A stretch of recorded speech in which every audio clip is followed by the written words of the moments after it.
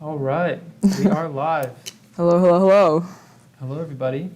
Glad to have you all here. Oh. Oh, we're good. Okay. Today I'll be making a valiant attempt to finish this painting. And to be honest, I don't know exactly what I'm going to work on for 3 hours straight. I'm probably just going to hop around the painting and troubleshoot as I go. So I'll probably be mixing a lot of colors as I go, so this palette's very incomplete.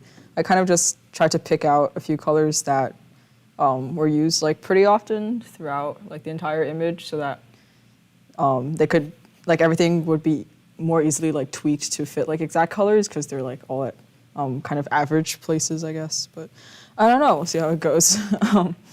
So yeah, do not expect structure. That is all. Yeah. All right. So I think pretty exciting to see you finish up this painting. Mm-hmm. You'll be tackling quite a few things, if I'm not mistaken. You'll be doing quite a few things. Yeah. Not sure what they are yet, but we'll find out together. Okay. Sorry, that was really bad.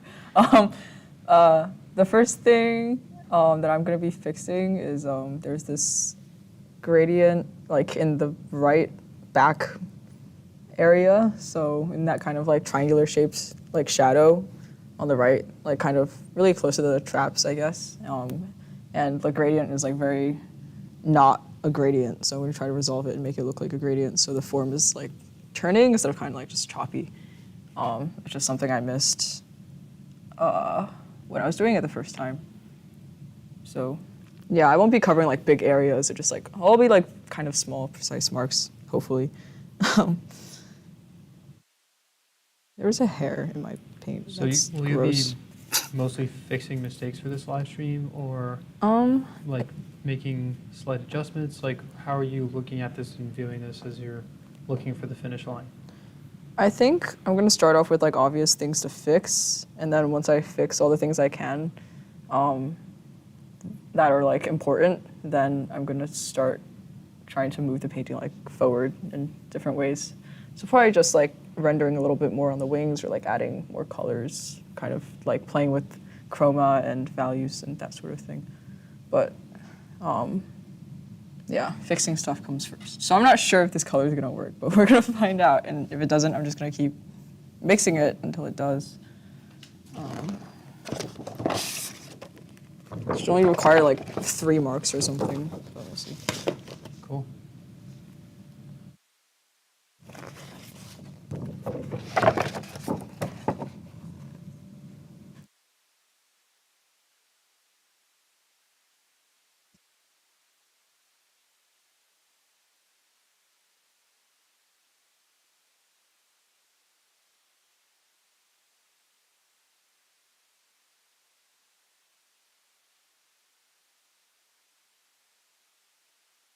It's very hard to read. That's too light. Okay.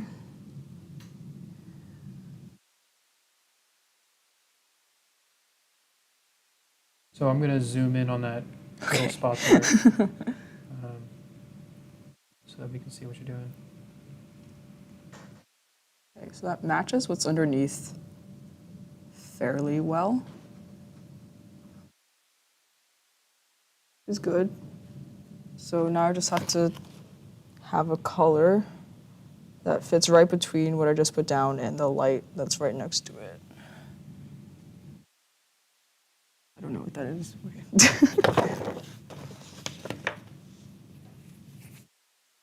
This blob of something. Okay.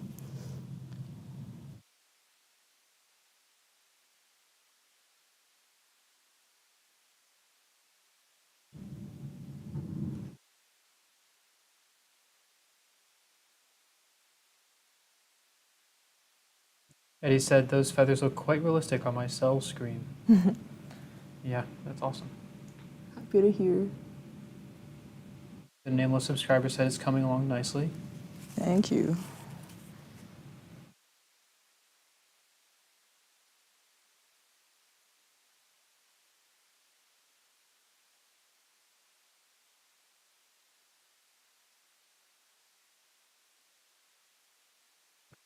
First question of the evening from Bill. When not doing a live painting, how long do you average on these epic paintings? This is like a much smaller painting. Thank you for saying they're epic, first of all. But this is like a lot smaller in size and also like a lot less complex than like the average piece that I'm working on. So it's kind of like hard to compare because they're kind of in like very different like workload categories to begin with. But I'd probably say like, I think, okay, so I guess like the only metric I have for that is like before we ever did this live series, I went to like an Evolve homework room one Monday evening, I think when Piper was out, and I kind of test ran like live streaming, I guess, or just like talking while painting in front of people. And I was like working on like this section in like the background of my science fiction illustration at the time, and I was like streaming for like 2 hours, and I like covered maybe like it was like I was working on this like triangular like rock, and I covered maybe like one like quarter of it in like 2 hours. I was like direct painting it, but still. And then the second that I turned off the camera, like I like finished the entire like 3/4 of it in like the next like 2 hours. So, but then again, like that was the first time I'd like ever like spoken while like painting. So I don't know, I might be like, the difference might not be as big now. But like starting off before I ever did this, maybe like, when did we start? Like 6 weeks ago? It would have been like, like one third of the rate that I would paint at normally. Just like in general, I guess, so.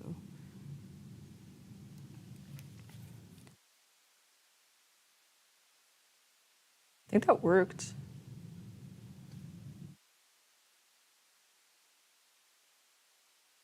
It's funny looking back at the reference now because like since all the other colors are like contextualized in it now, because back when I first painted that section, it was just shadows, and so I had no idea what the lights would like look like, and now I do, and so everything looks like very different relative to the reference.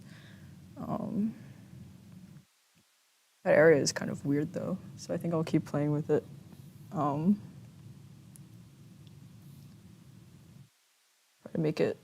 to make the shapes a little bit more accurate, like all the colors there look about right, but I think I'd be like a little bit more precise.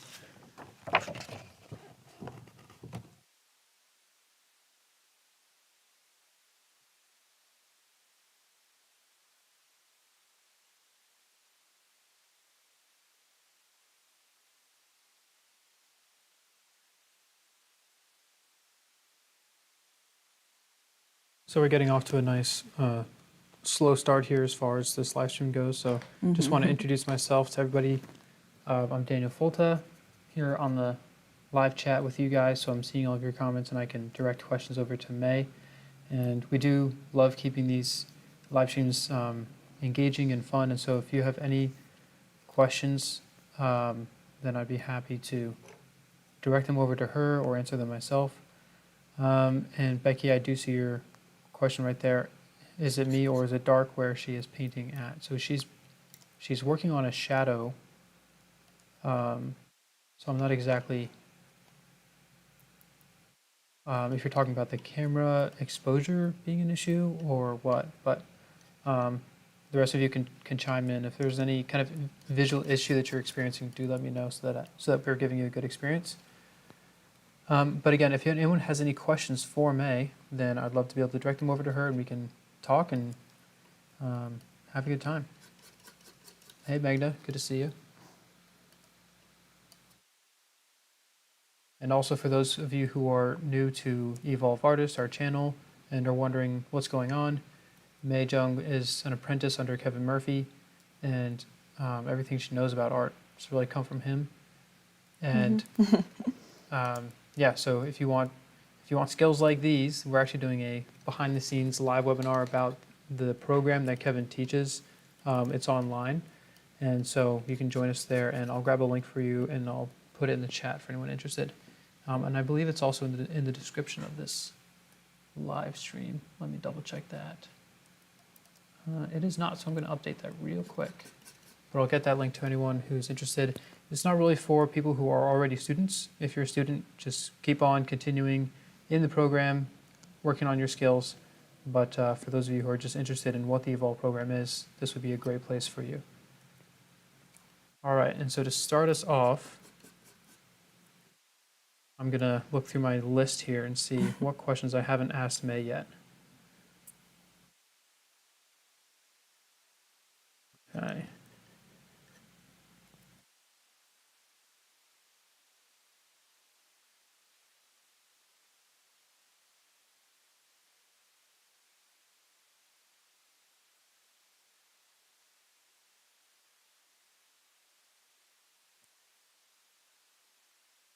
All right, this one is standing out to me.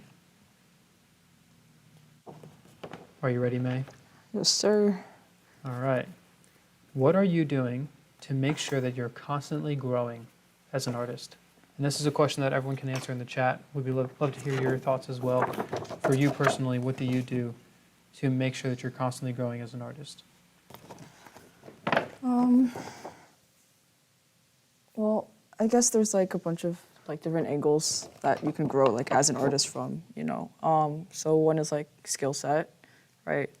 Another one is, I guess, your like external like profile and like being accessible to people so that, you know, you can actually like make a living at it and make it your vocation instead of just an activity.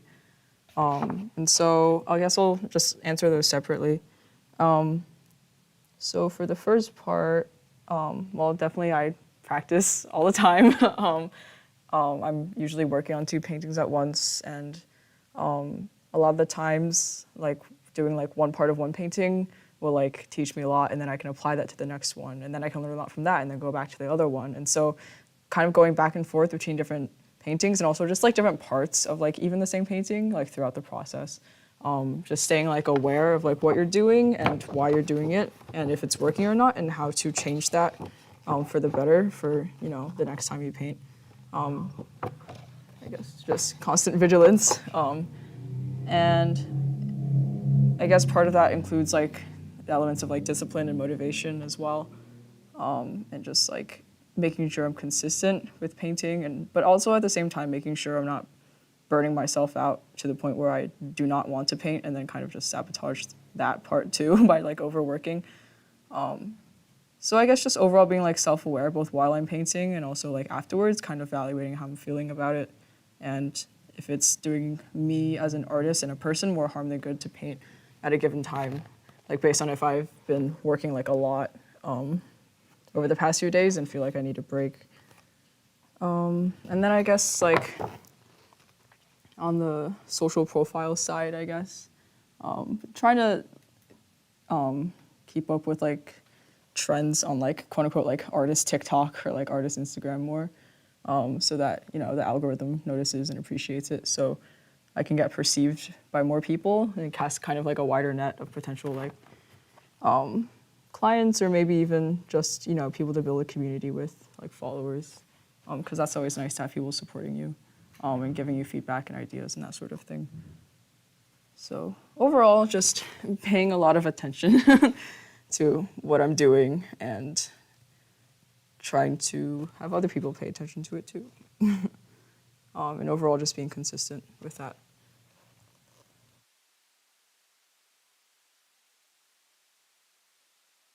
The changes I'm making right now are like very minor and imperceptible, but probably to you guys on camera, but I'm just kind of smoothing out some gradients here, changing how the form looks a little bit so it's a bit more accurate to the reference.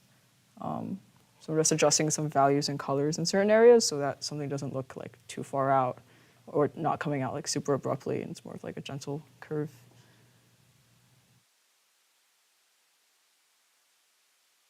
Like a lot of what I do today is probably going to be like this sort of very minor adjustment. It's kind of hard to see for you guys, but I promise it matters to the overall painting. So.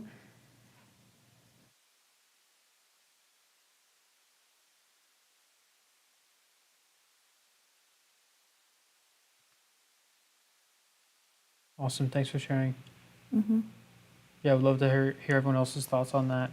And I see a bunch of chats in here that I'm catching up with. I just adjusted the camera, so please let me know if that's showing through for everybody better.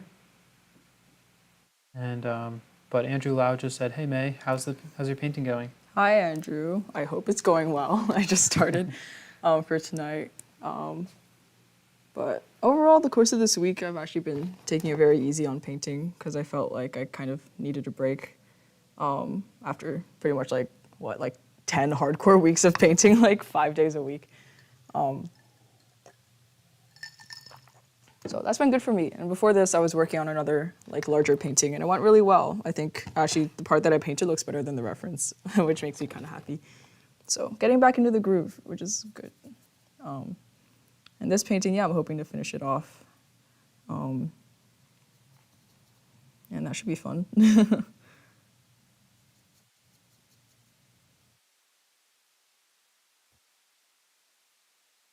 Like a lot of the conversations I have with my friends these days are just like, hey, I'm like, hey, how are you? And they're like, good. And they're like, how's painting? It's like the same thing. But it's I good totally though. relate to that. But it's like, it's good. It's like, it validates like my kind of like self-perception, like as a serious artist. So, but sometimes like if I take a break, they're like, how's painting? I'm like, I didn't paint. And I'm like, ah. But you know, it's okay. I'm a person before a painter, so it's important to keep that in mind sometimes, even for myself. A lot of times for myself.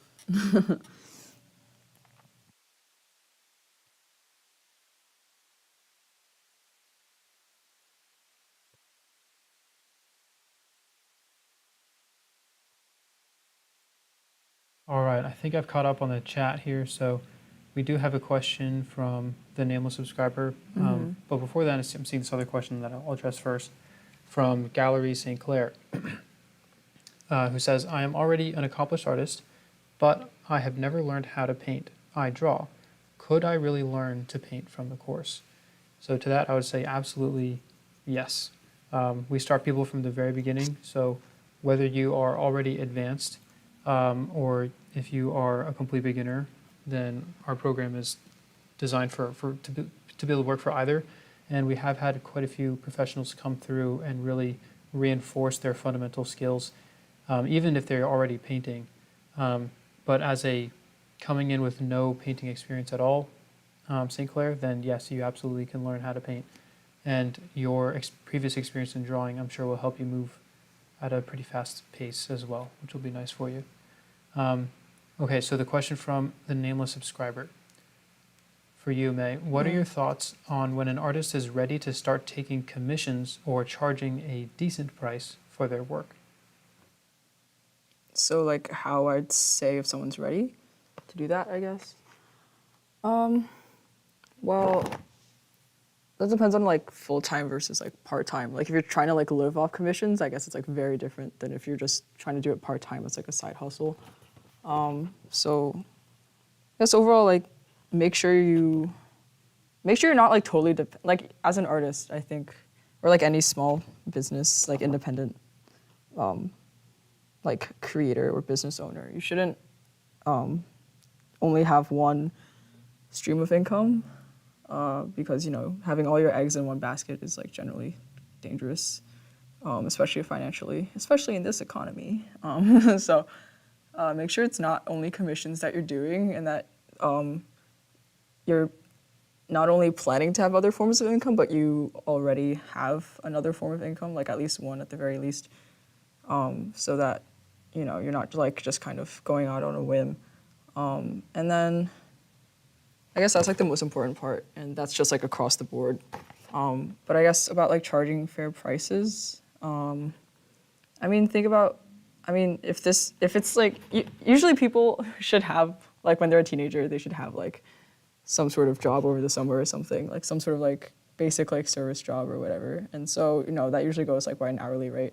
And so like my part-time job is, and usually like you can use that as a reference point for, you know, the amount of like labor you do there and how much you're getting in return versus like as like a part-time, like not main job sort of thing. and then kind of take that number and like upscale for something that you want to actually be like recognized for and treated seriously for. So my part-time job as a teenager is I'm a server at a local restaurant, and there I make about like 30 to 40 an hour, which is like pretty good for a server. But since that's my starting reference point, I usually charge paintings at between 50 and 60 an hour to cover for materials or, yeah, generally like materials. So just overall, like that makes sense to me as a model, kind of using another like less serious job as like a lower reference point, and then scaling upwards for art or something that you want to be taken seriously for. I hope that made sense. I'm trying very hard to like make sure these gradients look right as I'm speaking. So if I need to clarify something, just like let me know. Yeah. Well, I'll just add that that sort of idea of like thinking about how much your time is worth is really the starting point as far as learning how to price your work goes. And we do have videos from Kevin on this, and May is essentially following the advice that Kevin has given on this matter. Yeah. And applying it to the situation that she's in right now. So yeah, if you're thinking about like making a career switcher or anything, I think one thing to add to that question you asked, nameless subscriber, I would say, like, think about like your reputation. So if you're not painting at the level that you're like comfortable or happy with, and if you're trying to sell that work that you yourself are not proud of, then it might not be like creating a strong reputation for yourself that will then build into leading to more sales and things like that. So, being at a place where your skills or your confidence in your art is, you're ready to stand by it and smile with it, I think that's really important as you're getting started. And if you can afford to have that luxury of taking the time to really consider, like, okay, how do I want to position myself? And so there's that aspect of like what niche you might want to be in or something like that. And so that would also play a role. And so I would say like, you can absolutely, okay, so clarifying, I meant as far as artistic ability and such. Any milestones and fundamentals you think they should reach before they're ready to start profiting on their work. So I mean, I would say partly to what I'm saying here about like having the skills where your reputation is like, just know that your reputation is attached to your work. And I take that really seriously. Like, I'll have to turn down commissions if I know that I won't, like, it could be like maybe the photograph that the person has given me is just really bad, and for whatever reason we're not able to take a photo, like I can't go in and take a photo myself and create my own image out of it, then I might have to turn it down because I know that the painting is not going to come out to the level of quality that my other portfolio work demonstrates. Because you figure if you make one sale on a painting, that one person would hopefully and naturally go tell their friends about it. They put it on their wall, they'd show people what they got, right? So if your work, it needs to be good, it needs to be compelling. And if it can sell itself for you, that's a great starting point. So yeah, if you're looking at this, again, it's like, I say this with a little bit of hesitation because I understand that all kinds of artwork could be sold, right? Like like your ability to sell art and your skills, they don't have to be perfectly lined up. Like with some of the modern art stuff that we've seen these days. And so, if you see like a painting that to you like didn't look like it required any skill, chances are that there was like a great marketing person behind it who got it on that wall and did a really good job of selling it. Maybe there's an idea attached to it or something. And that's not to say anything bad about what that is. It's just that there was great marketing behind it usually. But practically speaking, I would say, when the skill starts to match a level of reputation that you're proud of, is where I would start getting serious about putting your work out there. If you have friends who or simply like, love what you do and want to purchase your work, then absolutely, like getting started, yeah, like you don't have to wait to get started once. I don't know. It's a very difficult question to ask or answer, I would say, because there are a lot of moving parts. But generally speaking, like as an official answer, I'd probably say learn the fundamentals. Those will always guide you so that you can paint anything. So if someone comes to you and says, "Hey, I'd like you to paint this thing," you can confidently say, "Yes, I can paint it," even though I have no experience with that subject matter. You're confident you can paint it because if you have the fundamentals, you really can break it down and figure out how to paint anything. So, yeah, fundamentals, I would say, as a milestone.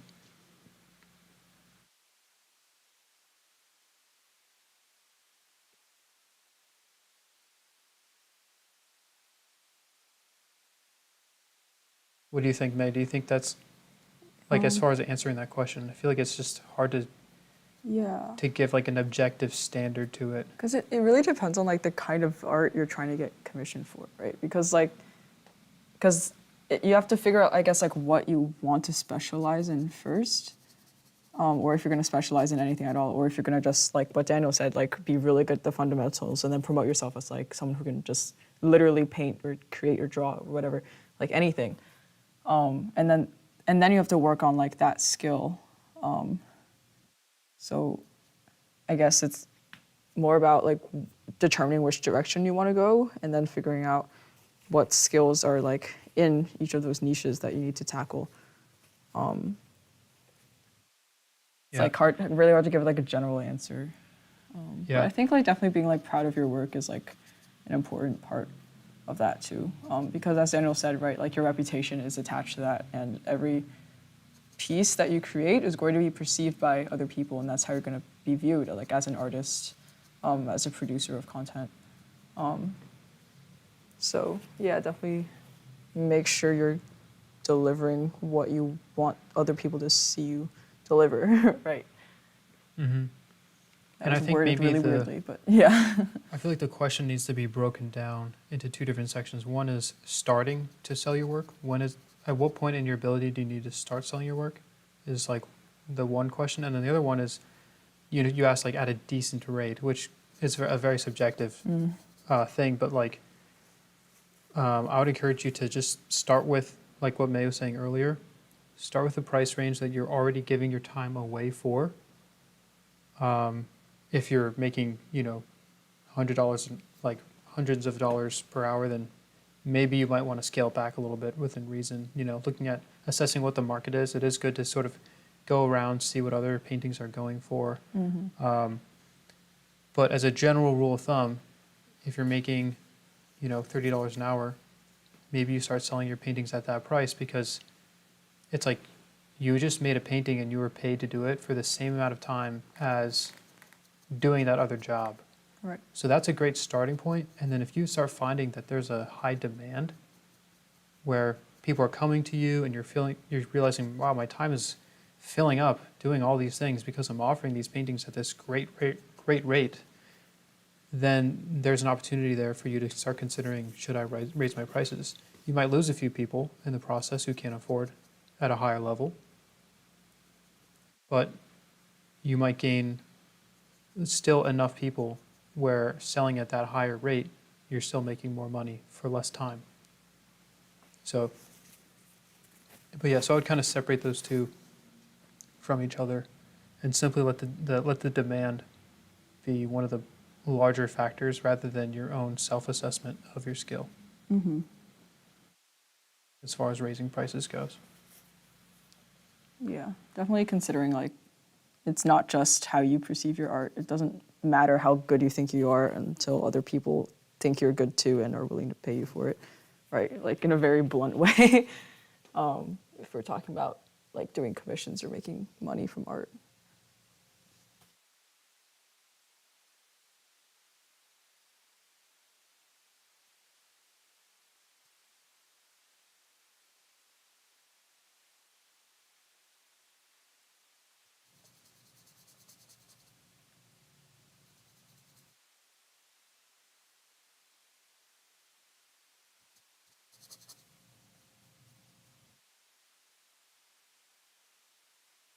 Okay, I'm just catching up on the chat here. Looks like there was a side conversation happening.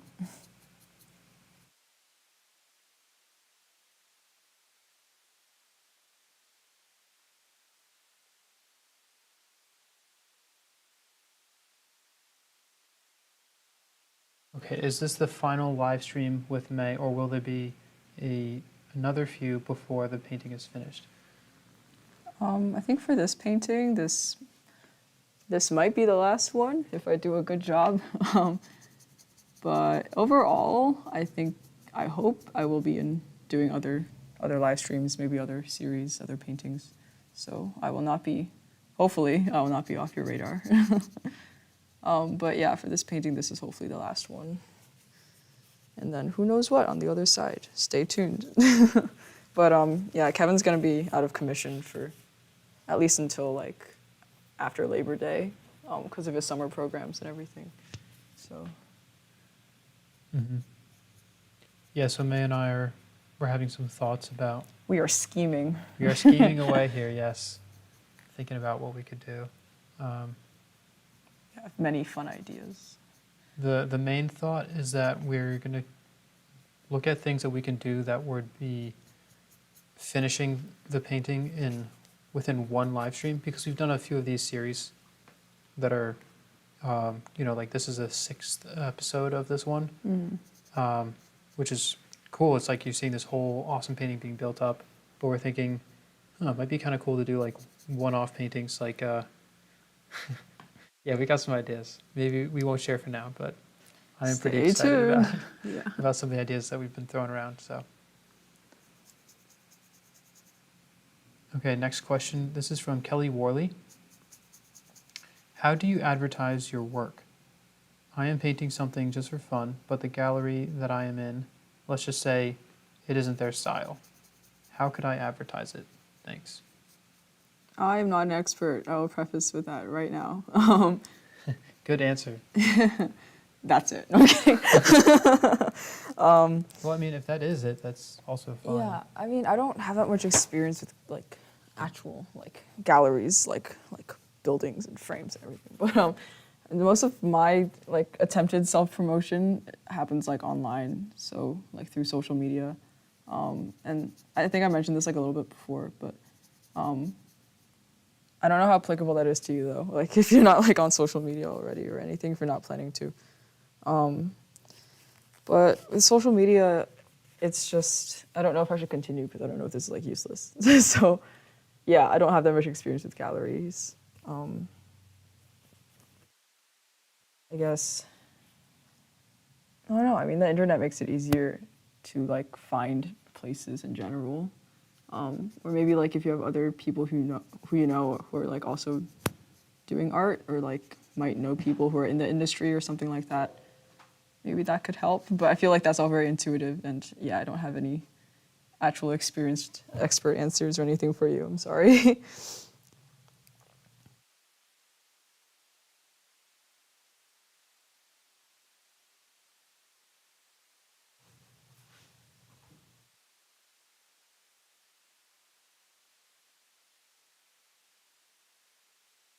Yep, that's totally fair. Yeah. I also have very little experience with galleries. I've shown my paintings in a few places, but I haven't done like an entire show. But I know that galleries in general, they do like to stick to their themes, or at least a lot of them do. And so, yeah, you can look around for other galleries that match more of your style and more of your theme, and you might have an easier conversation with that person. Yeah, or if you know people who also like work in your style, and then maybe see if they have any leads too. So not just, just like more specifically asking artists who are like more relevant. But yeah, good luck. I'm sorry I can't be of more assistance. Next question, this is a follow-up from Gallery St. Clair, who said, thank you for your answer. I'm now retired. Your advice on commission work was good. Do you think I'm too old to market myself as an artist? No, you're never too old. Yeah, you really are never too old. Yeah. We've had at least in the Evolve program, we've had a massive range of students from like 12 years old to, I don't know the top number. It's because I guess it's kind of weird to share Yeah. numbers that high, but it's They're up there. yeah, it's in the 80s somewhere Yeah. there. Yeah. So yeah, you are not too old to start, and you're not too old to start marketing yourself either.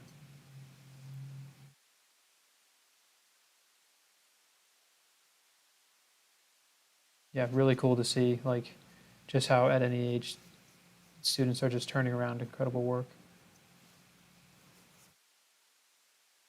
Especially like for the ones who are older, some of their stories are just really powerful where they had never really been encouraged or had the time or had put art on just on the wayside, and then finding themselves with the time, they decided to pick it up, and it was just amazing to see the work that they started doing and kind of just unleashing that part of themselves. And it's sort of just like watching an old dream wake up and come alive again and become true.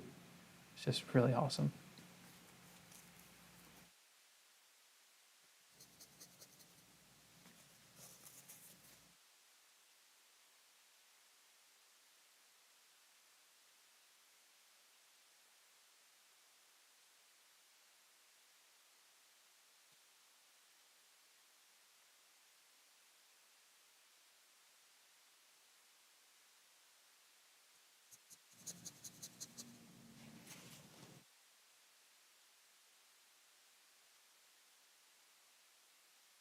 Okay, still catching up on the chat. So this one's from Sarah's Creative Yearbook, aka Sarah. So how are you doing on your friend's portrait, May? The one to your left. It is finished. It just needs to be cut with a saw so that there's no weird empty white space. Because originally I was gonna include more of his legs, and then I realized it's like not necessary to the composition, and also it looks kind of weird. So the board is like a little bit too big. But other than that, yeah, I'm pretty much done painting it. I mean, I could go back in, but in my head I've already like decided that I'm finished. So yeah, it's all good. It's all good and done. It's just sitting there for you guys to look at. So I have to get a good photograph of it. He was asking me about it earlier this week. But I mean, it's not a commission or anything. I was just like, I need you for my portfolio, and you have a good fashion sense and curly hair. So I want to be able to like paint cool clothes and curly hair and show other people that I can do that. And he was like, sure. So I don't know. Maybe he's asking about it for a reason that I would be very happy to hear. Who knows? We'll find out.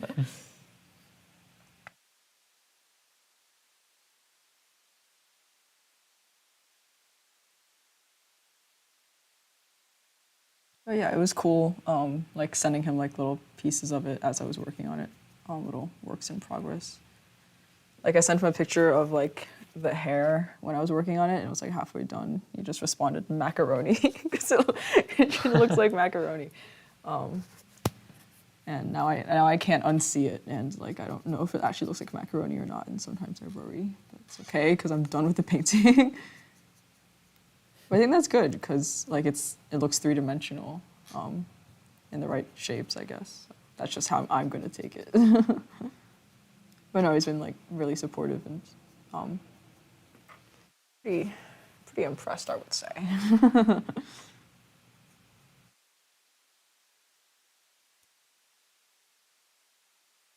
He's like, it looks just like me for real, and I'm like, I wonder why. That's the idea. Yeah. For real, yes. So, and it looks like, just to fill you in, looks like there was a conversation where Eddie is considering joining the Evolve program, maybe? Cool. So Becky had asked, what's holding you back? And she said, I think that thing Daniel was talking about, aka the live webinar, there's a discount for the first block or something. So there's a discount on the entire program that's going to be available for that live webinar. So that's always nice and fun. But Eddie responded, motivation's been such a problem for me that I'm afraid to lay out $2,500 and not complete the program. Yeah. So I guess there's a couple of things. One, the first thing I want to say to that is that you can do the program in monthly payments. So you don't have to lay it all out like that at once if you don't want to. But then as far as motivation goes, that is something that ultimately is your responsibility, right? Like we can do everything that we can to give you the education, to encourage you, to give you the right knowledge, give you the assignments, give you the materials, but we can't force you to sit down in that chair and do the work, right? Because it does take work. It's still 350 hours of working to get the skills. But that being said, we do have a lot of involvement in our community with the student body. We'll do like student challenges, and we'll find different creative ways to encourage people as much as we can to stay motivated. So for example, there's like homework rooms where kind of like this live session, except that imagine there's like 8 cameras going on with all different people painting and just hanging out and talking. We call those our homework rooms. People who's just working on assignments and they want to turn their camera on and just talk. We do stuff like that. So there's like a sense of community and relationships building throughout the program. And people have set up like accountability buddies on their own, which is really cool to see. So yeah, so the official answer is, honestly, we can't force you to paint. Yeah. That would be bad if we were forcing people to do the work. Yeah. But yeah, we do try and do lots of things to keep it fun and engaging. Okay. Like you can bring a horse to water, but you can't force it to drink, right? That's the same. Yeah, exactly. Yeah. So have the desire to drink and make cool paintings. Oversimplification of what Daniel just said. But yeah, ultimately it is up to you.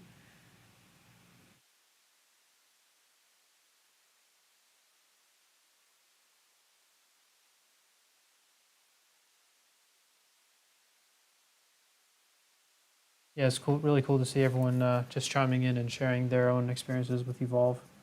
Love hearing that. Thank you, everybody. Glad to hear that it's been making such a difference.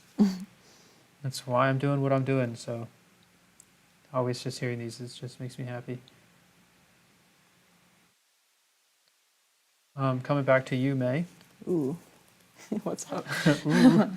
Do you do any landscapes? I don't specialize in them. I can do them. Yeah. I've done a few like for fun, like digitally. But not like I haven't done like a serious landscape before. I do have elaborate backgrounds in a lot of my paintings though, so I do have practice painting things other than people. So, I mean, yeah, I could totally paint a landscape if I wanted to. But I wouldn't say I like specialize in them or anything.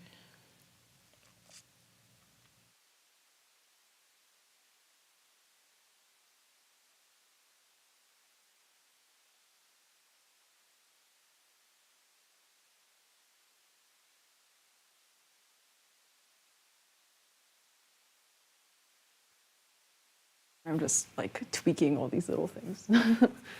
Probably hard to see that I'm doing anything, but I promise I'm doing many things.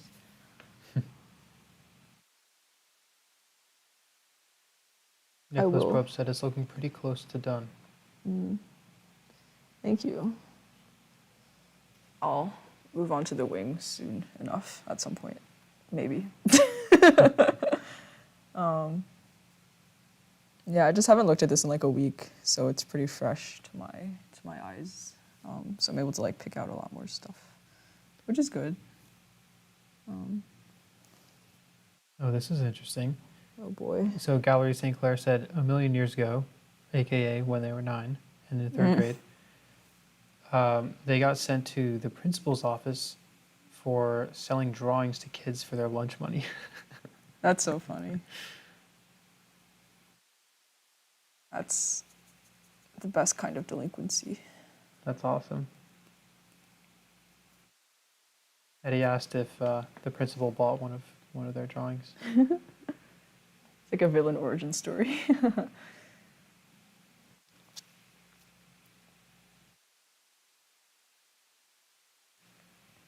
Oh man, I'm so behind the chat here. I love it. Keep going, guys. I'm just slowly playing There's catch so up. much lore. Okay. Question from, or for May, from the nameless subscriber. Hello, nameless subscriber. Let's see. Okay, there you are. All right. How frustrating is it to stay focused on your painting and this live feed at the same time? I paint alone and I find it impossible to stay focused more than 10 minutes at a time. This is a trick question. Why do you say that? I feel like they're trying to. No, I'm kidding, but I'm like trying to get you to say something you're not allowed to. Yeah, say something like negative about the live stream. Like, Well, tell me how you really feel, May. I'm about to go off. No, that was so cringe. I'm sorry. Why did I do that? Okay. You're good. You're good. It's not annoying. It's just it's like just difficult sometimes because like I don't like I want to sound like intellectual, but I also want to do a good job on this painting. And so sometimes like when I'm working on something like kind of finely detailed that requires like a lot of specificity, I feel like I speak in very non-articulate ways and my sentences go on and sound like this a lot and like I can hear it coming to my mouth but I can't do anything about it unless I like stop painting, but then I worry that I won't finish what I wanted to over the stream, so I don't stop painting and instead sound like a broken Wall-E or something. But no, it's not annoying, it's just like cognitively difficult, because ultimately it is like very elaborate multitasking, which we are not designed for at all, really. Especially because like the part of your brain that controls like fine motor movements, in like what happens to be my dominant hand, because your brain is it's organized like contralaterally, so the right side controls the left side of your body, and then the left side controls the right side. Also, so the part of basically the part of my brain that controls like my right hand, and also the part of my brain that controls like my like mouth movements to like speak are like the same, and so basically I have to use it in double time when I'm doing these, and it gets difficult. But no, it's not annoying. So are you saying that if you were left-handed, this would be easier? I think so. Interesting. I'm like not totally sure. This is something I like read about it and then someone mentioned it to me. And like, so like the fact that like an article I read and someone's like general kind of like own like self-research knowledge like lines up makes me think that it's pretty valid. But obviously like the stuff about the brain is not like totally known as of yet. But yeah. I think that's the gist of it. I'm not sure. Actually, no, I don't think. I'm not sure if the contralateral thing is like part of it. It might just be that like fine motor movements in general are coming from the same part of the brain. And so like, oh, sorry. So like the instructions. Now you're trying to explain this while you're still painting. I'm literally sweating right now. I don't know if you guys can tell. But like the part of your brain that kind of directs like all complex motor functions, like everything that I'm doing right now is coming out of that same part of the brain, and then it needs to be kind of like split along those like motor channels to my mouth and also to my hand. And I'm struggling a little bit. No, it's not annoying though. I think that was the question. Sometimes like, I don't know, like the same questions have sometimes been asked like over and over, and sometimes I'm like, time to say the same thing again, but it's not like annoying, it's just like good that people are actually like interested in the same topic. So Absolutely. It is really nice that like we have you guys here in the live chat, and it's just so positive, And I mean, May, I think you're doing great, but in the times when you do kind of take a moment to focus on your painting, and it's like everyone in here is very patient and understanding. And Yeah. that's very appreciated. So thank you, everybody. Means a lot to us. Mm-hmm.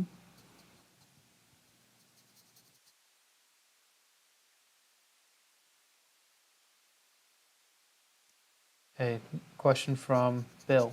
Yeah. Are you networking through Kevin? Partially, yeah.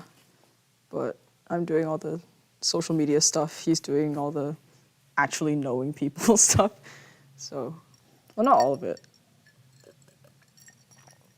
I think he's like introducing me to people, but I have to build a relationship with myself, you know, because like he can't just like vouch for me and then expect like a total stranger to be like, okay, I'll take her on. So, but he's, I guess, trying to alert them to my existence, which is like, you know, the critical starting point.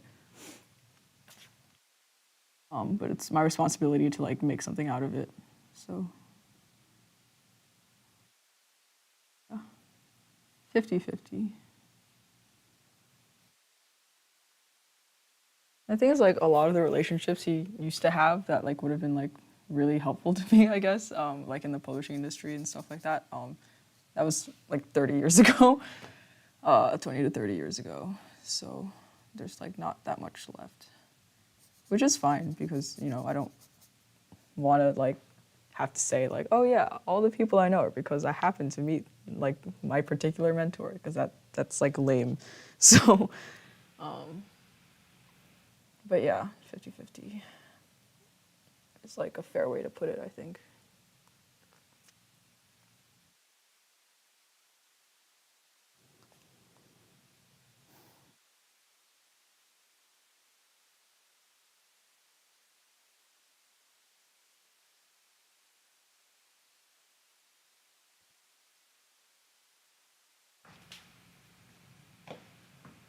Can you explain to everyone why you might look at your painting from down below like Oh, that? yeah. Because since the painting was sealed earlier, and now I'm working on top of like a sealed painting, they reflect light differently, and also the colors read kind of differently between like wet paint and sealed dry paint. So I'm trying to see if it's like cohesive, especially because like some of the paint that I'm putting down now is not like totally opaque. You can see me like kind of like scrubbing it so that it blends in with what I can see from this particular angle, but like from like another angle, you know, it looks quite different.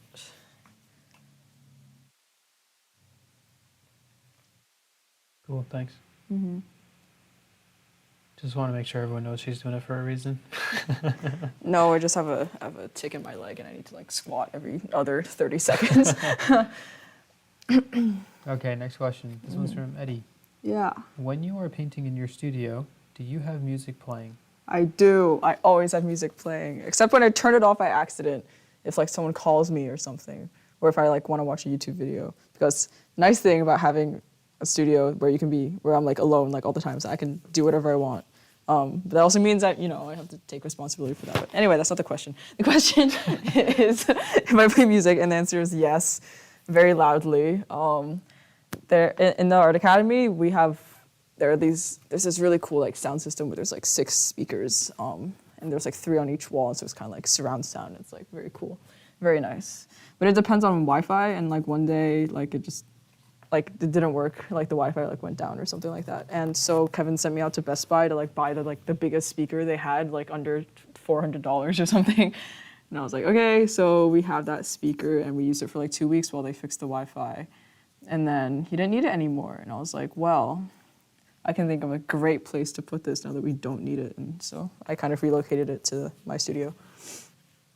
And yeah, so now I like blast music all the time, and it's great.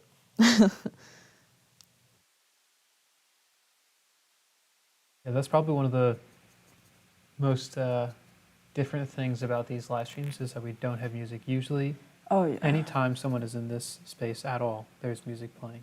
Mm-hmm. It So took me a while to get used to it. Yeah. Yeah, it's a different vibe for sure. Painting without music is weird. It's still kind of weird. But now I've learned to fill the silence by just talking all the time and being annoying. So I'm kidding.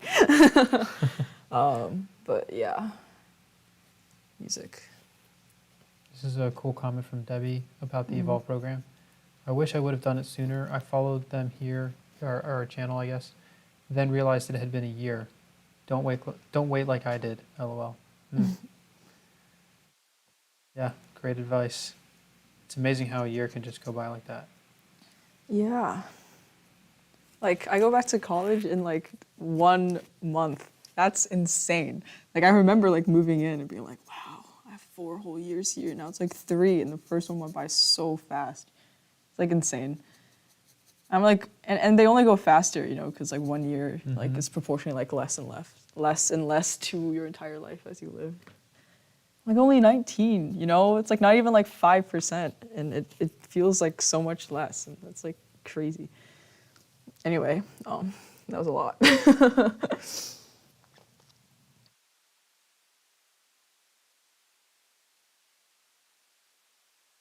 Yeah, sometimes I listen to podcasts too when I paint, but it's like I can only listen to a podcast for like 2 hours at a time. Otherwise, my brain starts like losing focus on both painting and the podcast. So it is a goal I like have to be able to like just listen to podcasts or audiobooks as I paint, like in general, because I could like actually like learn things and like consume like literature instead of just like listening to music. Not that listening to music doesn't have value, obviously, but you know, like I like reading too and like learning information, so it'd be nice to spice it up a little. But until now, for now, still don't have that bandwidth built up. And ultimately, when I'm painting, I'm more concerned about painting than like learning things. So priorities.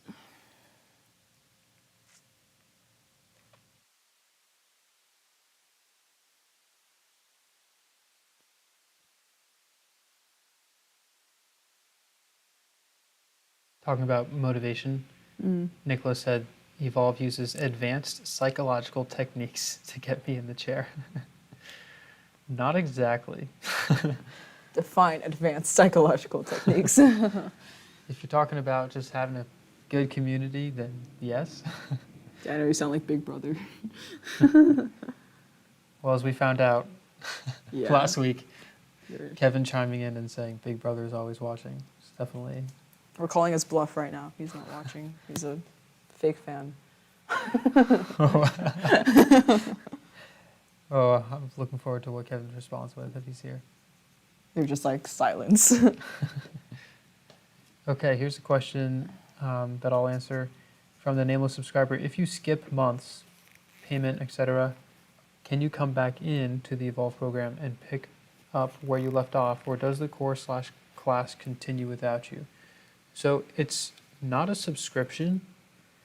So think of it as like if you're doing the monthly payments, it would be like a payment plan, right? So you're making a commitment to pay the monthly fee for a duration of time. So that the way that it's set up, it's 12 months of those monthly payments, and then it stops in the 12 months, regardless of whatever pace you're going through. So if you're slowing down with the hours that you're putting in, the payment would stay the same. If you're going really fast and going through the program really quickly, the payment would stay the same. They're completely separate from each other. And so, yeah, it's not a subscription. And then, like, if there's a situation where you get hit really hard with the finances, then that would be something that we'd want you to reach out to our customer support about and discuss that with them. And if you have like specific questions, maybe you could just start a conversation about that now if you want those questions answered before you join. But yeah, think of it as like signing up for a payment plan that you're committing to, as opposed to like a subscription thing. And yeah, like the money should be completely separate from the pace that you decide to go through the program. Because it's like the education is an investment, right? And it's like, do you want to pay for it up front, or do you want to just pay for it in a payment plan? And that way it just really simplifies things from an education point of view. You're not being incentivized to rush your way through the education that we're really trying to give you.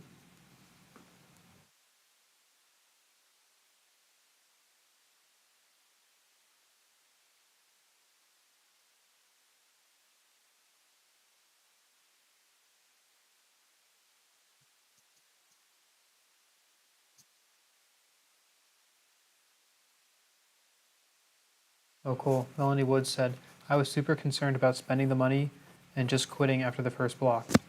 Yet here I am, one assignment away from block 6. Sweet. And I have a habit of starting and never finishing. That's awesome.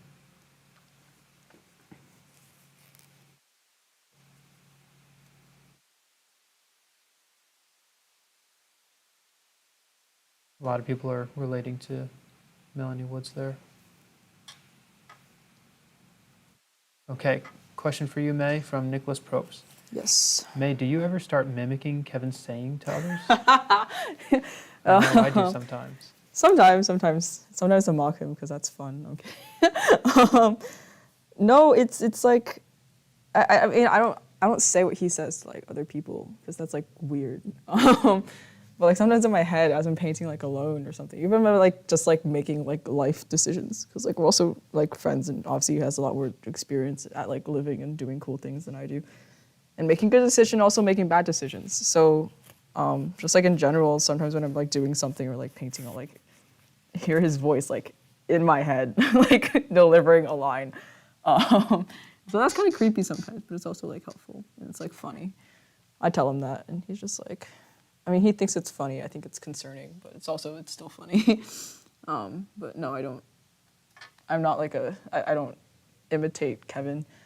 It was funny the other week, I think last Sunday, Kevin was he was out during class, and so I covered his class for him, and I like one of the students like asked me for feedback, and I gave her feedback, and then I kind of went up back to the front, and I was like working on a transfer, and I was just like hanging out.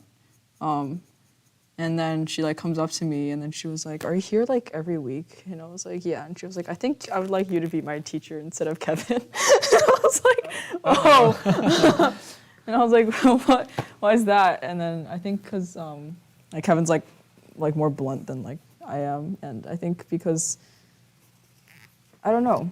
I think it's just like more that, and then also that was like the first time I'd like talked with her like one-on-one, so I didn't like have this, like she didn't have like a reputation in my head for like what kind of student she was or anything, and I think I don't know, maybe like she's developed a reputation with Kevin for like not following directions like on the first try or like something like that. But like when she came to me, she was like really close to finishing a painting. She was just kind of asking me for feedback on the overall painting, and so that made it like easier for me and kind of, yeah. I was like, oh, that's not approved, but I am here every week. I will answer that part of the question.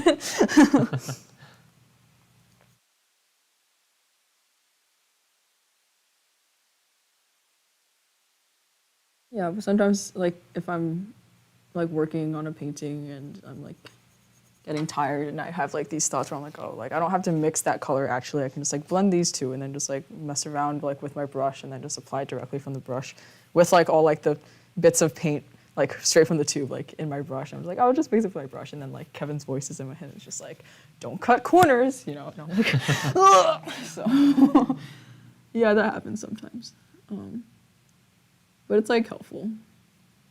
Yeah, super helpful. It's good that I've like developed that he's like living rent free in my brain before I started like painting alone, because then I probably, it's like very helpful. It's almost like he's there.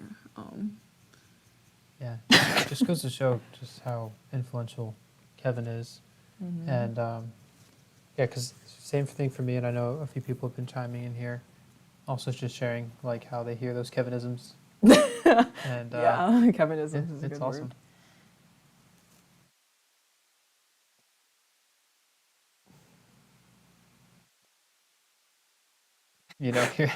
Hearing someone's voice in your head, it's nice to know that you're not the only one, right? Yeah, yeah. Like, okay, this This guy. I guess this is normal now. Yeah. Well, just to say that, like, the advice that he gives is so solid that other people are retaining it and being reminded of it. Mm-hmm. It's pretty cool.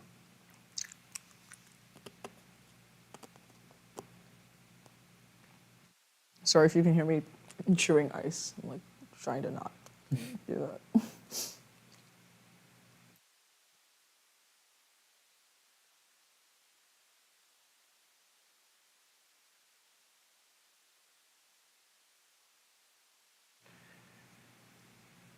Okay. Still trying to catch up with this chat. Loving it. They're really just running This away. is this is the probably the most engaging chat we've had so far. What's where everyone I talking still have not about? caught up. Oh yeah, there's been so many awesome comments in here, May, that you just have no idea about. It's really great to know that I've no idea. No, Yeah, you're the star and you're missing out. it's a trade-off, you know. Yeah, I get it pretty nice back here. You know, I'm not on camera. I'm seeing what everybody's saying. Oh, please keep telling me about it, please. I get to speak whenever I want to.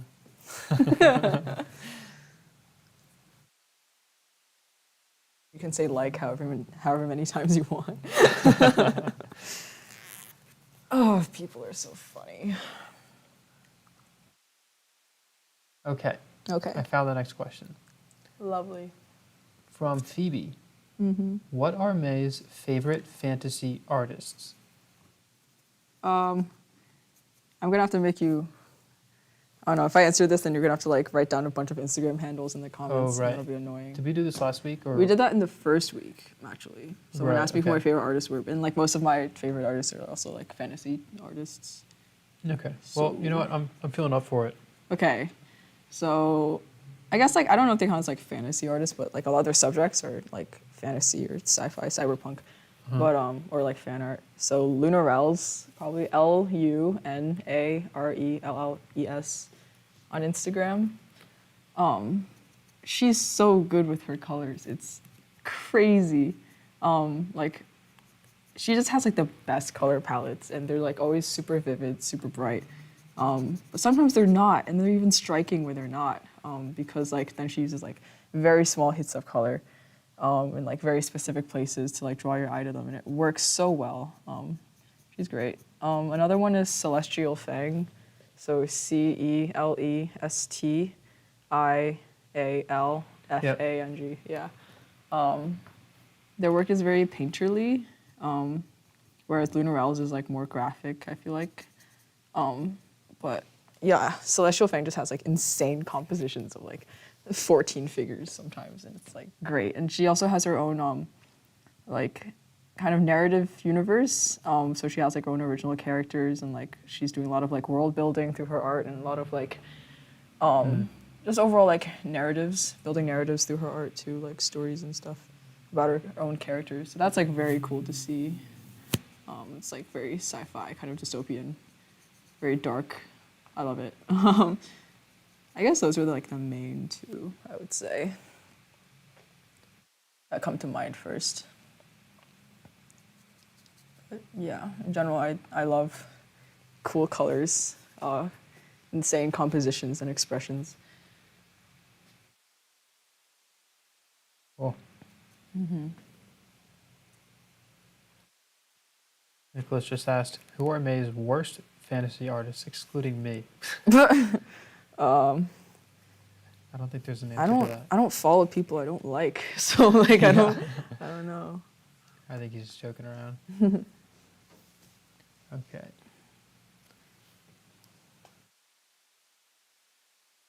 Sarah Price said the process is fascinating to watch, whether she's painting or working out what to do next. Me Yeah. just like chewing my lip, like staring at the painting from here or like here. Oh, I'm glad you're enjoying it. You should call those like painting burpees or something. Oh yeah.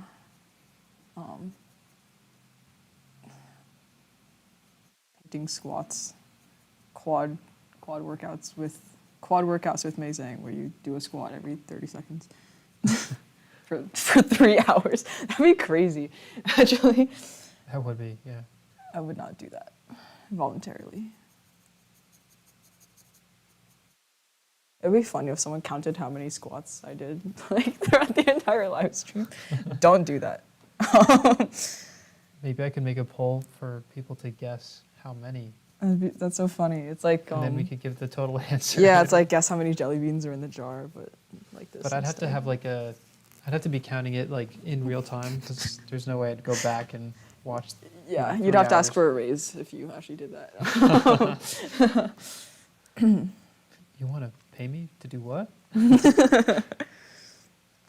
Going back to the Evolve program, Melanie Wood said, the beauty is you can't go forward until you turn that assignment in, and somehow that works with my brain. Give it a go, especially if you can get a special offer in the program. Yeah. So what Melanie is talking about there is like how the program works is you join, you get access to the website, you start watching the videos, the supplies come to your door, you use the supplies to make your first assignment, and then you take a photo of that assignment, the painting that you did, upload it back to the website, and then you wait for Judgment. as long as 24 hours. And sometime within that 24 hours, usually it's actually about 12 hours. We've been checking about twice a day. What?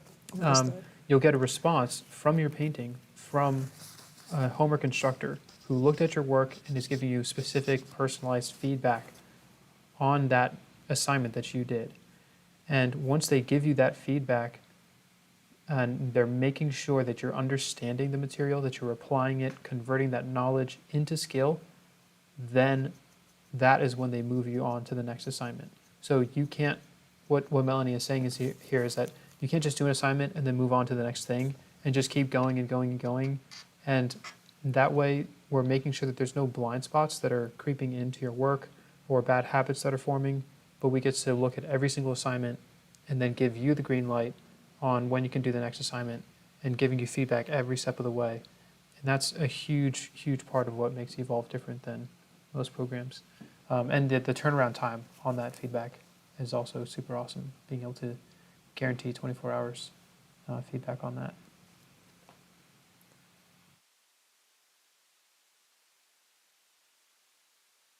Been talking quite a bit about the Evolve program this live stream. It's kind of nice. Mm-hmm.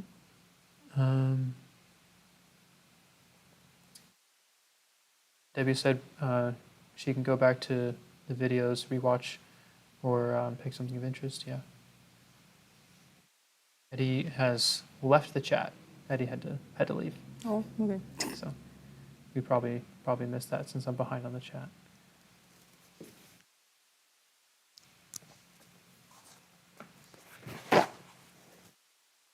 Wednesday Spotlight is motivating. Yeah, Sarah, definitely. The Wednesday Spotlight is something that we do where we take a look at some of the work that has been made that very week by other Evolve students, and we post it on our private Facebook group with the whole Evolve community. So it's just really cool. It's like, it's not paintings that were done a while ago and were marketing, but it was actually done like that week, so it's motivating in the sense that it's like, oh wow, people are painting and making these awesome things, and I want to get on it too. So maybe that was some of the advanced psychological techniques that Nicholas was talking about. But yeah, just promoting our own students. Students are the stars. Okay, next question for you, May, or for us. Does the painting have to be sealed for each layer? Yeah, we've sealed this painting after every live stream. So all the colors are, correct, and it looks the way it did, like when it was wet and finished that day. So I don't have to second guess what the colors I'm mixing are relative to what the painting looks like, because that's important.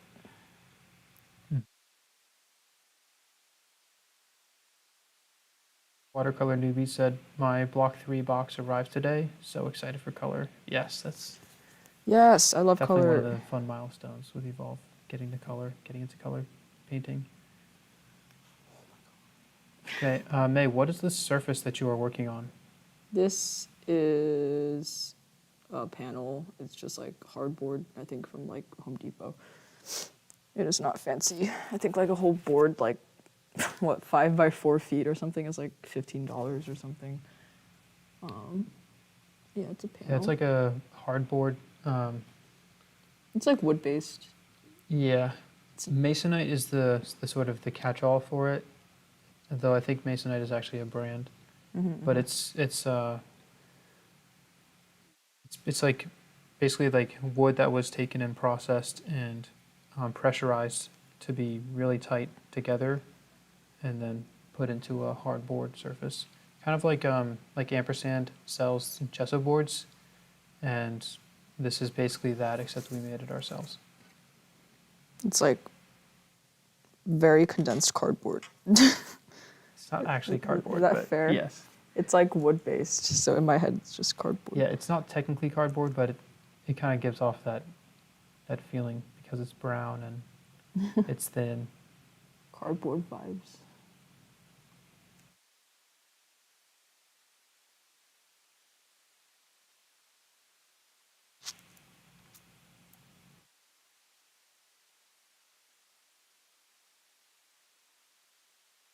Scorpies Lurklings said, I think this was related to the Block 3 comment.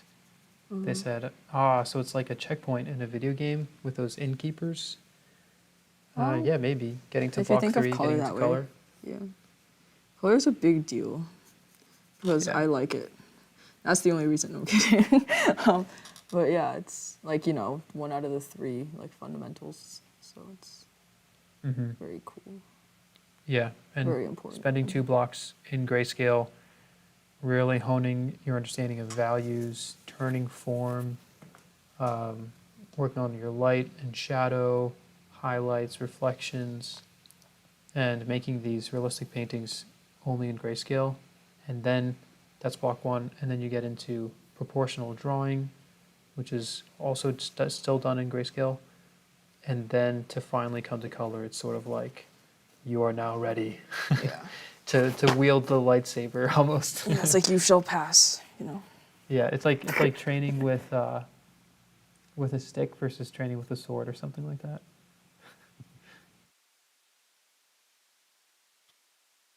It's like, oh, I now have power.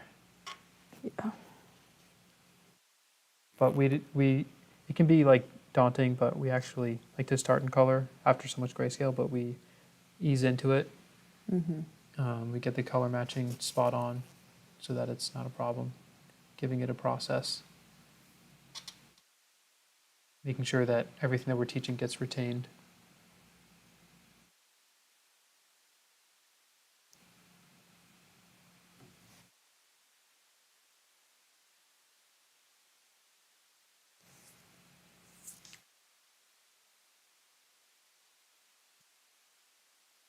Asking about the surface, Bill said, is it the smooth surface? It's pretty smooth, yeah. We gessoed over it, so that helps Yeah, too. And then we sanded it. Yeah, it's smoother than canvas, but it does have a little bit of a tooth to it. But I sanded it out, so, well, mostly, but yeah. Yeah. If it was like, you don't want it to be super smooth because then you're going to run into issues with what's called a mechanical bond. You need a chemical and a mechanical bond for the paint to adhere, for it to last long and do everything it's supposed to. But this live stream we're not going to get into all that because that gets really technical. No science for you. And then the similar question, how many layers of gesso did it need? Probably 3 maybe, Usually, yeah. until it's covered and you can't see any of the brown underneath it. And you sand it down with each layer.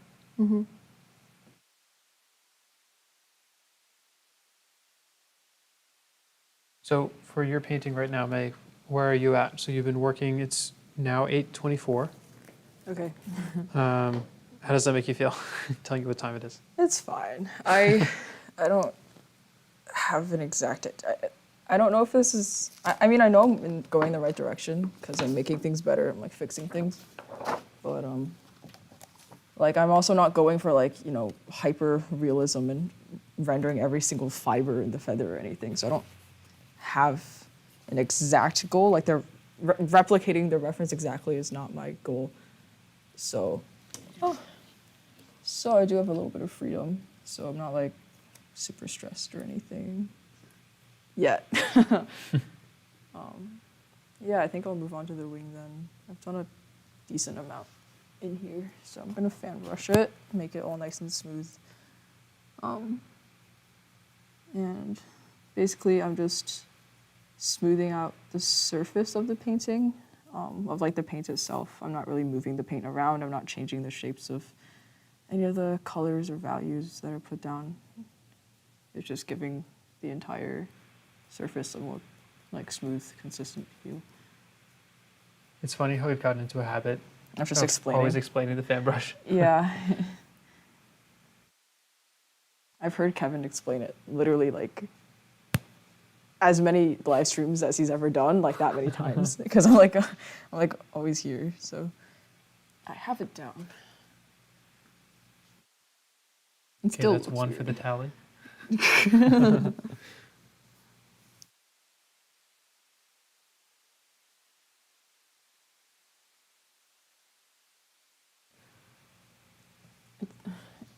Yeah, it looks weird because, you know, the sealed dried paint versus like the wet, like not totally opaque paint.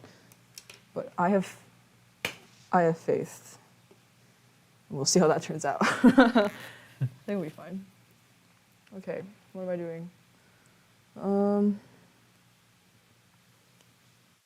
Thing about the wings is that like the feathers, they are very organically shaped, and so they like overlap each other and curl, and they're not uniform or anything like that. So I'm not sure how much I should try to pull out like realistic like specificity in the shapes and textures of things, because I don't want to bite off more than I can chew or more than I like need to chew really to kind of get the point across. I mean, I could just leave it like this, but I don't want to. So let's see. So you know that you don't want to leave the wing like this. Is it possible to define in words what you want it to be? Because like we talked about this before, but the finish line is not actually a finish line. It's Yeah. a dot, and Yeah. you have to locate what your intention is as you're wrapping this painting up, and then get the painting standing on that dot, or so because if you take one step forward or to the left or to the right or backwards, it's not on that dot that you intended. So yeah, do you have it might be difficult, but if you have any words to describe what kind of dot you want to land on You from stepping out where of it is frame. now to where you want to go. What's that path? What's the path to where it is now and where you want to go? I think a lot of it's just in some of the gradients, like within a feather, where there's like the cast shadow of the feather above it, and then the light where it's not covered. Some of those jumps are very harsh, and so it like messes with how the feathers feel. They don't feel like light or airy. They feel kind of like heavy and flat. So I'm gonna fix some of those. I think I also want to expand the value range a little bit and kind of use that to pull out like some of the wings, like, some of the feathers that are around the middle area, like that kind of lead up to where it overlaps with the arm. And then maybe I'll go down to a smaller brush and pull out like a few like feather fibers, I guess. So it doesn't feel like overly painterly, because right now it's like pretty loose, which is fine, but it can be better. So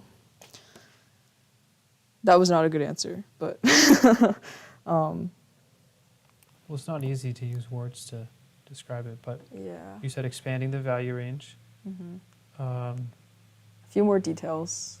defining the cast and form shadows a little bit more. Right. Okay, so that gives us some sense.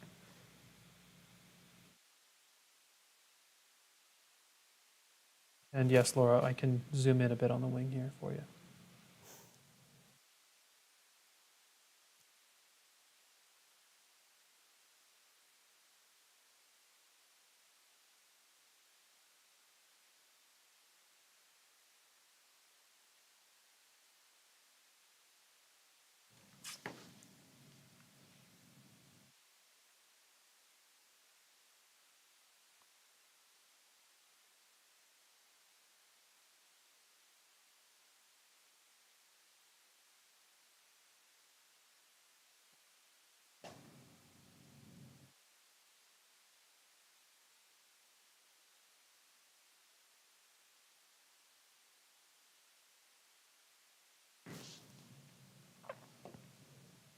I think some of those some of those feathers where the shadow and cast are like not, like those two values are not well graded into each other. They read more like kind of metallic scales with like an edge, like a hard edge. So I'm gonna try to get rid of that effect and push the light up further.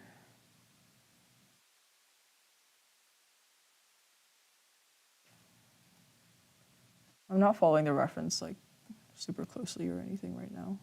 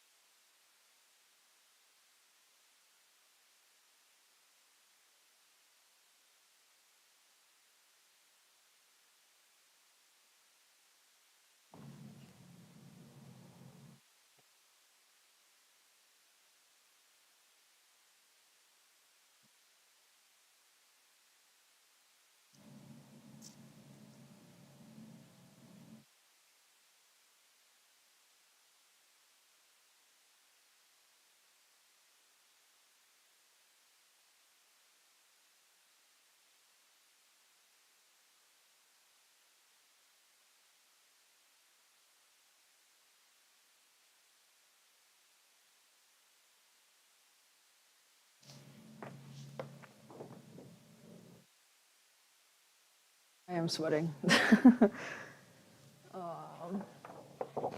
Just trying to define the shapes of the feathers a little bit better, because like right now they still read overall as feathers, but like if you look closely, you can't really tell where one begins and one ends and that sort of thing. And while like even in the reference, like not all of that's visible, I don't want it to look as like chaotic and muddled. So trying to make some more specific shapes.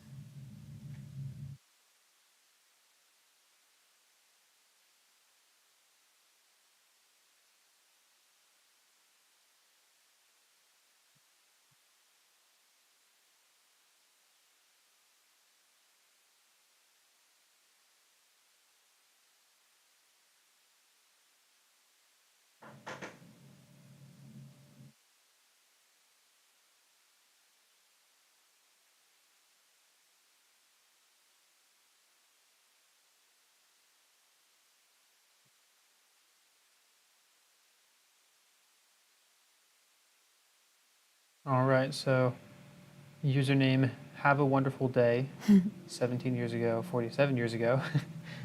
Always the most interesting usernames here. But they said, hi, I've just recently found this channel after finding the website. I'm a young artist and I believe this will truly help me improve my art. That is super awesome to hear. And the question is, and we actually get this question every single one of these live streams. May, you can probably already guess what it is. I think I know what it is. So, Okay, you but say I'll it. let you answer, May. But yeah, we totally understand. You know, this is your first time here, so happy to answer for you. Why are there wings in his back? There's only one, and I like painting wings. That's part of who I am. Because I like wings in general. I think they're very cool fantasy imagery. And they have this very nice organic kind of like pattern to them. So it's like this nice, it's a very nice just visual element in general. And it evokes sense of, you know, divinity and like fantasy and all that sort of stuff, which I think is interesting and I enjoy it.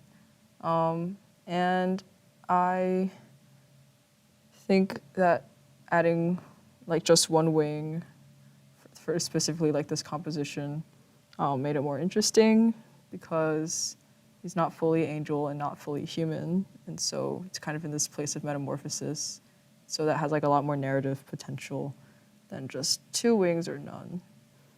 So yeah, the answer is it makes for a cooler image that has more you can like interpret about it, and also because I like the way it looks. So yeah, glad you found us. Awesome, thank you.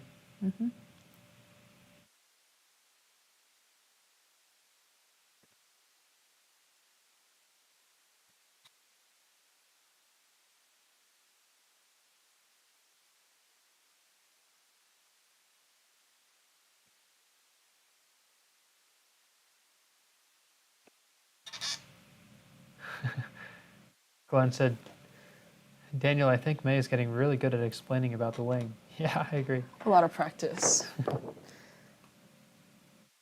Definitely. Have a wonderful day. Said, interesting. That requires a lot of thought process. Yeah, absolutely. Yeah. Also, I just I just like wings, so it's more for you guys to have the thought process and figure out what the story is. Mm. A lot of dialogue about that, like about 2 weeks ago. Mm. It was fun.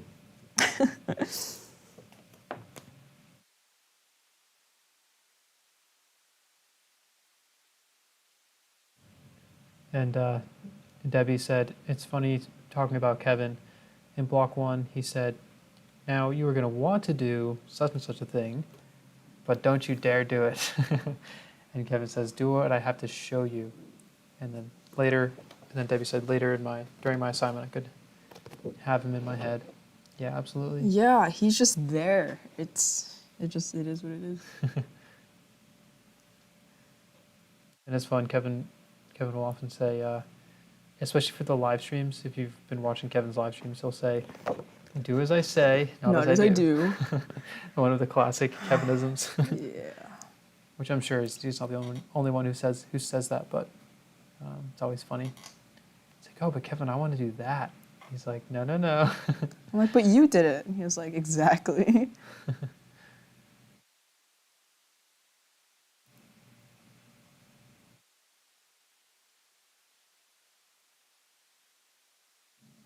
So are you still working opaquely here?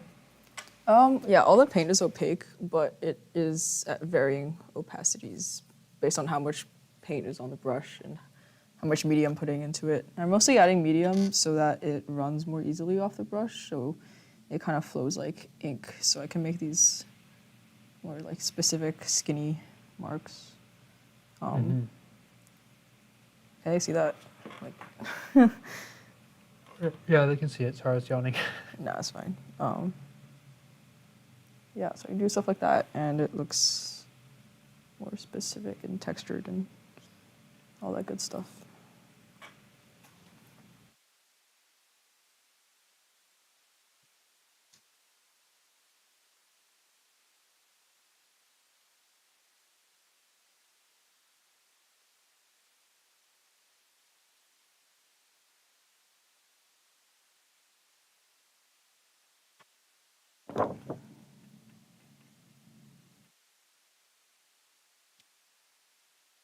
Thank you, Melanie. Take care.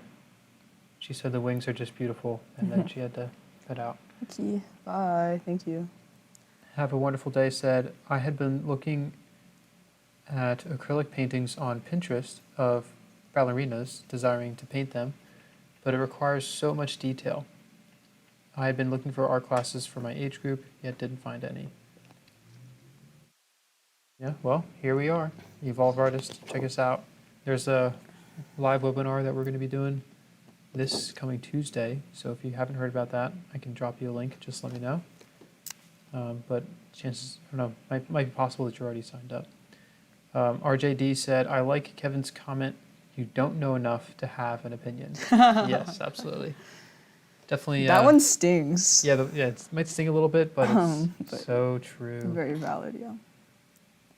And that's true about a lot of things, not just art. Yeah. Really good policy to live by. Even just like a moment ago, right, with May being asked advice about galleries. Yeah. And for her to understand, oh, maybe I'm not the person who can give an opinion, even if she feels, it's like really tempting, and it's like if you feel pressure to answer a question like that. But if you don't know enough to have an opinion, then to go and share it with somebody else as an authority, it's not really helping the situation. So, yeah. What? Oh, Bill. Bill said Melanie is having wings for dinner. Not mine. Love that. Okay, yes, absolutely. I will drop in that link for you, Scorpio. Let's see. All right, here it is. So that's a link to register for the live webinar.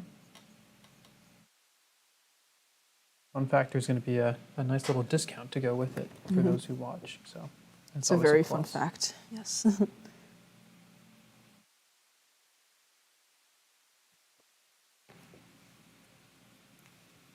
Just want to say there's no structure to the way I'm approaching this. I'm just adding things as I see fit, as I'm just like moving across the painting and seeing things. So is this a... This is the freestyle part. The May fixes everything she can see, or tries to fix everything she can see. This is one of those learn the rules like a pro so you can break them like an artist moments? Yes.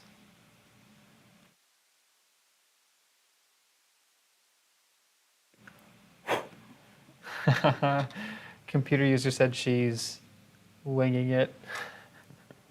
Keep them coming. Okay. No comment. I'm all about it, so. I have noticed that about you.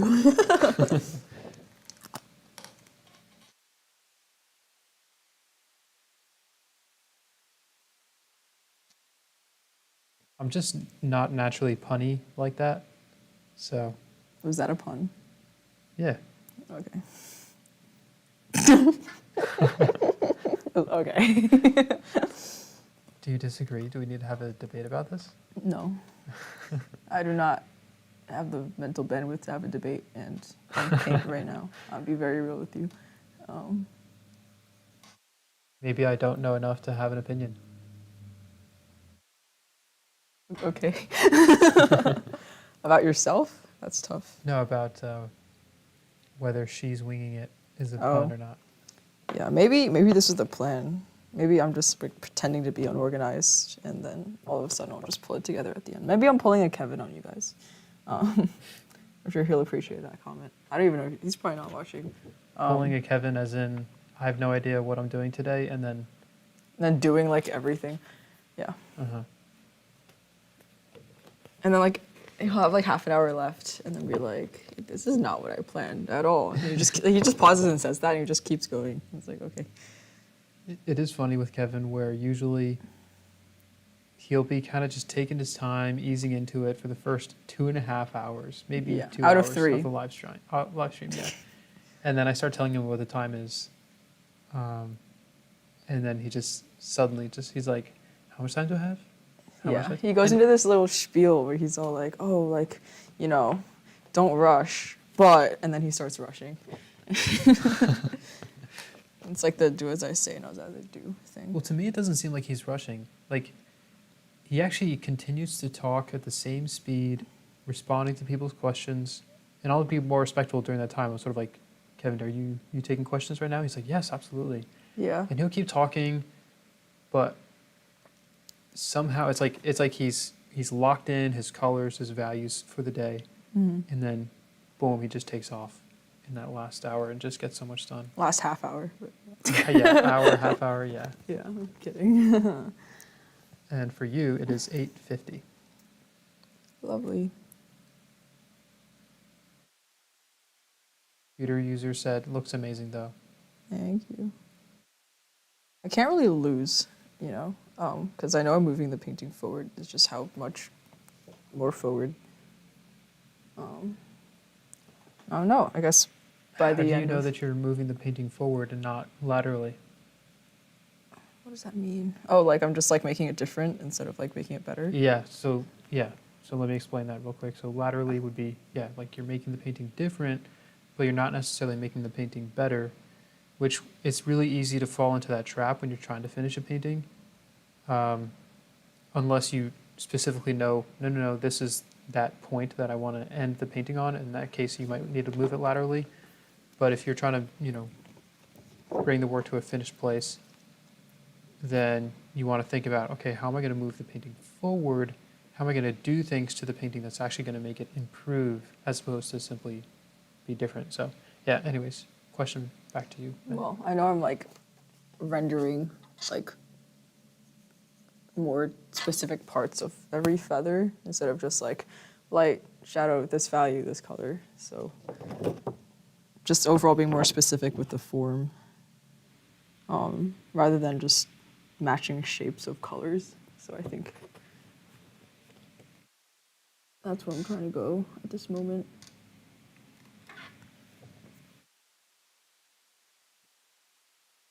So And it Glenn looks- just commented here. Who? Glenn, Oh, okay. he asked Hi. me, Daniel, how many times has May said Kevin is probably not watching? And then he is. What? And then he is. And then he is, yeah. Kevin normally chimes in. I don't know, like last week, that was like the only time. I think this is the first time we have not seen a response from Kevin. Well, he wasn't watching 2 weeks ago. 2 weeks ago? Yeah. He was He like, may have been texting me though. yeah, he like went home and he was like, I don't want to think about anything related to art. I can't.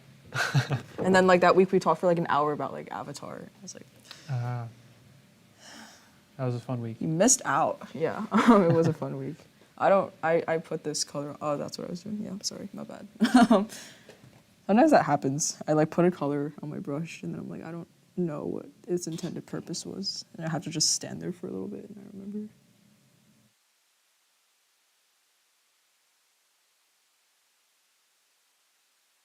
Yeah, so because he wasn't watching 2 weeks ago, like last week, I just assumed he wasn't. And then he like commented like, "Oh, Big Brother is always watching," and I was like, "You're so funny."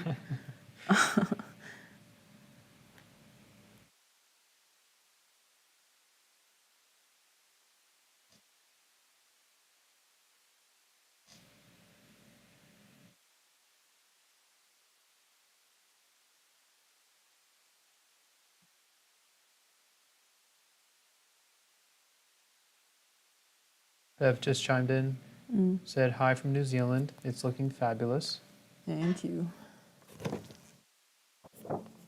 And hi from the Art Academy of New Jersey.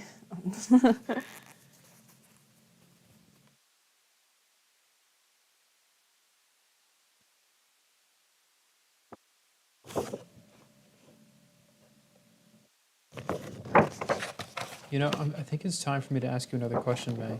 Oh boy. It's one you've been like eyeing for a long time or something. Like.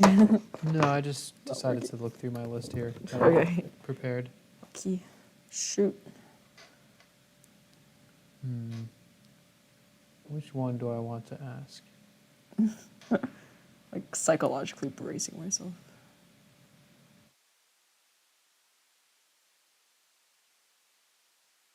Okay. Okay. This one, oh, thank you, Linda. Yes, the likes has sat on 13 for a while. Let's get the number up. I've got a cool little animated thing to encourage you all. Yeah. like, subscribe, get notified. Yeah. Okay, here we go. We're going to go a little deeper. Oh Maybe, boy. depending on how you answer. In what ways has art changed your perspective on life? I was just talking for a long time about how I don't have the mental bandwidth to talk while I paint, and you're just gonna throw this at me. I'm kidding. You can veto any question that's thrown at you. No, it's a good question. Like I want to answer it. I like want to do it justice, but like, yeah. I would say I feel like art hasn't like life or just like perspectives in general. How has it changed your perspective on life? So it's Life, okay. the idea is that it's a very open-ended question. You really can answer it however you want. So if you want to get a little bit more specific and say how it's changed your perspective on such and such a thing, that's fine.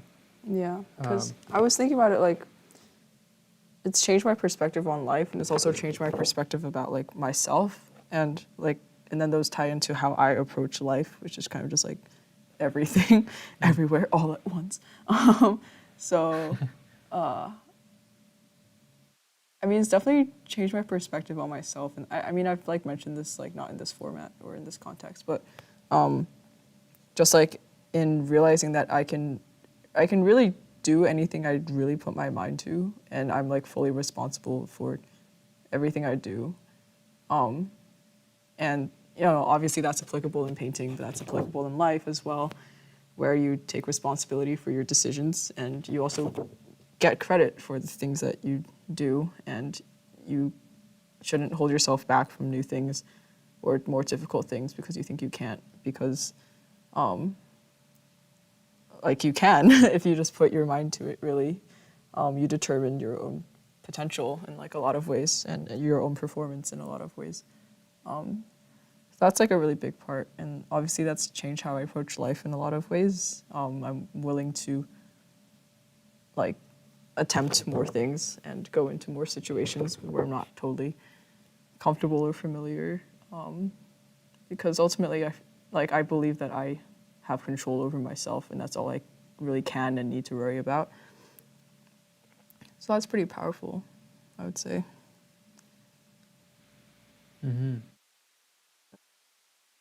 Bill has a follow-up question for you. And by the way, this is a question that anyone can answer here in the chat. Would really love to hear your thoughts on all this. But here's Bill's follow-up question. In what way has life changed your perspective on your art? Okay.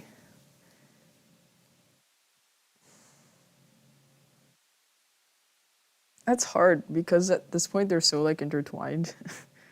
Like a lot of my life is dominated by art. It's how I schedule my time and how I like see myself, and I guess that's the answer. Yeah, I definitely view my life as oriented around like what I create and the quality of what I create, and that's like definitely like pretty much my biggest priority. And it's how I like judge myself the most, like the category in which I judge myself the most and which I value the most. Yeah, big identity crisis, I guess. Not crisis, but just, yeah, identity. Hopefully that made sense. Yeah, absolutely.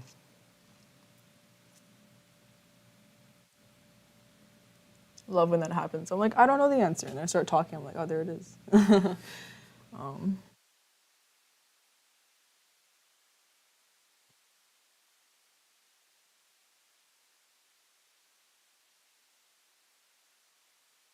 I'm very grateful I have the life that I do, where I'm able to put so much time into art and be supported for it, and actually be able to work towards a career and a future with it.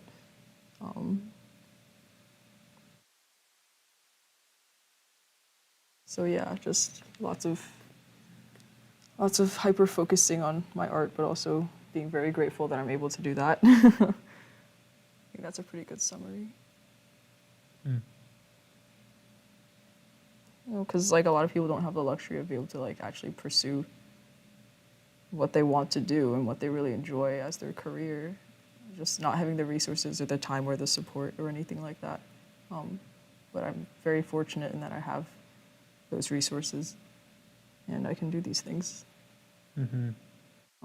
And I don't have to, you know, go to college and study like medicine or computer science or like a lot of the things that my friends study and don't actually really, really enjoy, but are just doing because, you know, they think it'll give them financial stability and that they'll be able to pursue their dreams, like, and like do what they really want when they're like 40 years old or something. And like, you know, like having to wait until you're 40 to like do what you like every day, like that's awful, you know? So I'm just very glad I'm able to like pursue what I actually want to do when I'm, you know, 19, instead of waiting till I'm 40 or something like that. Yeah, absolutely.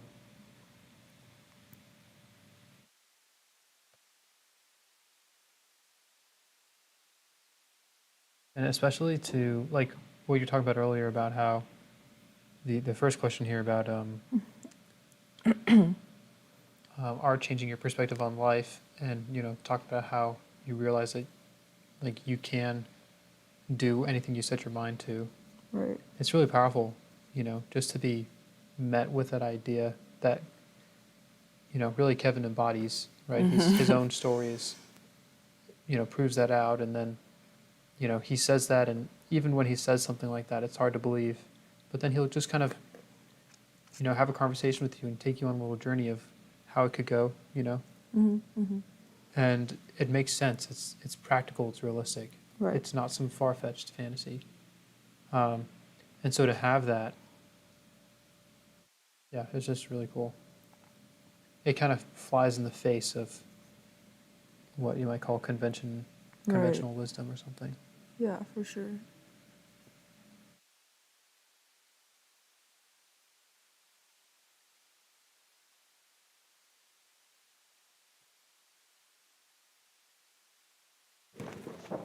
So what else do we want to talk about now that we know that Kevin isn't watching? That's a very dangerous question, Daniel. I don't know. In like 3 seconds, he types like "Big Brother is always watching," but it's like in all caps this time.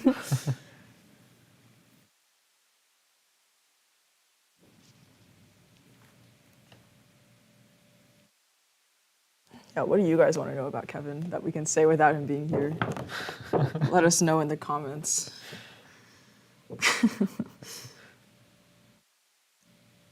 I don't know if this is going in the direction I was hoping it would. So fun fact, Kevin is actually in here in the chat. I was trying to trick you, May. What? Okay. Trying to throw you under the bus. Yeah, and then I threw everyone else under instead. Or tried to. Yeah. That's funny. But See, everyone else knows childhood that Kevin is here, instincts. so Okay. congratulations, you passed the test. I did. In like a really bad way, I guess.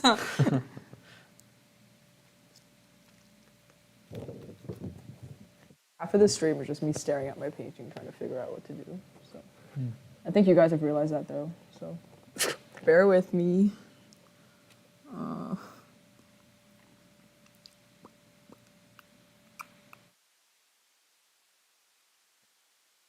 Yeah, Kevin actually has a migraine right now that he's nursing. I hope you Sorry feel to better. hear that, Kevin. Close your eyes and take painkillers, but not too many. Is that your way of saying, don't watch this live stream? Close your eyes. Just close your eyes. It's like a Taylor Swift song. I mean, I think like he gets like weird stuff in his vision when he has migraines. Like he gets like spots of like, and then like there's kind of like black that surrounds his vision, kind of like closes in, so he has like tunnel vision, and then the tunnel vision starts filling with like yellow or something. It's crazy. Something like that. So usually like that kind of stimulus is like not helpful, I would think. Yeah. Or just, yeah, visual stimulus. Yeah, Kevin is no stranger to migraines. It's funny, I forget that he gets them Yeah. all the time. Usually, I think they're not as common. They're more from just like stress. He got them for a while, like a few months ago. That's a Pandora's box. But yeah, he hasn't told me about them in a while, so. Mm.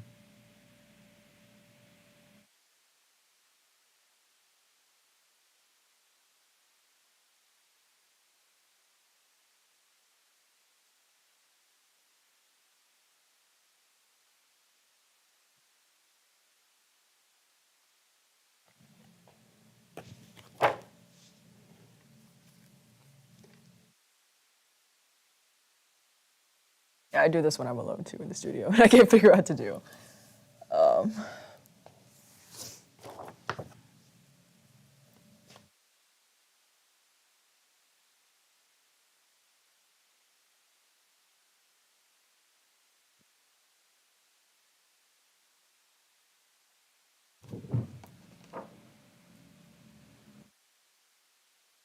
Any bit of glazing, because basically what I was doing before was like separating the feathers based on like using the lighter value, the value of the lights, or the color with the lights. But I'm gonna do the same thing, achieve the same like function of like separating the feathers, but like this time by using the shadows instead. Yeah, that's fine. I don't want to make them like too defined though, because then they'll start looking like scales, and it'll just get like too chaotic. Because if I do like really specific shapes for every single feather, then it's just gonna get like overwhelming to look at, and it won't read as like an overall wing. It'll read as like a ton of feathers, which is like suboptimal.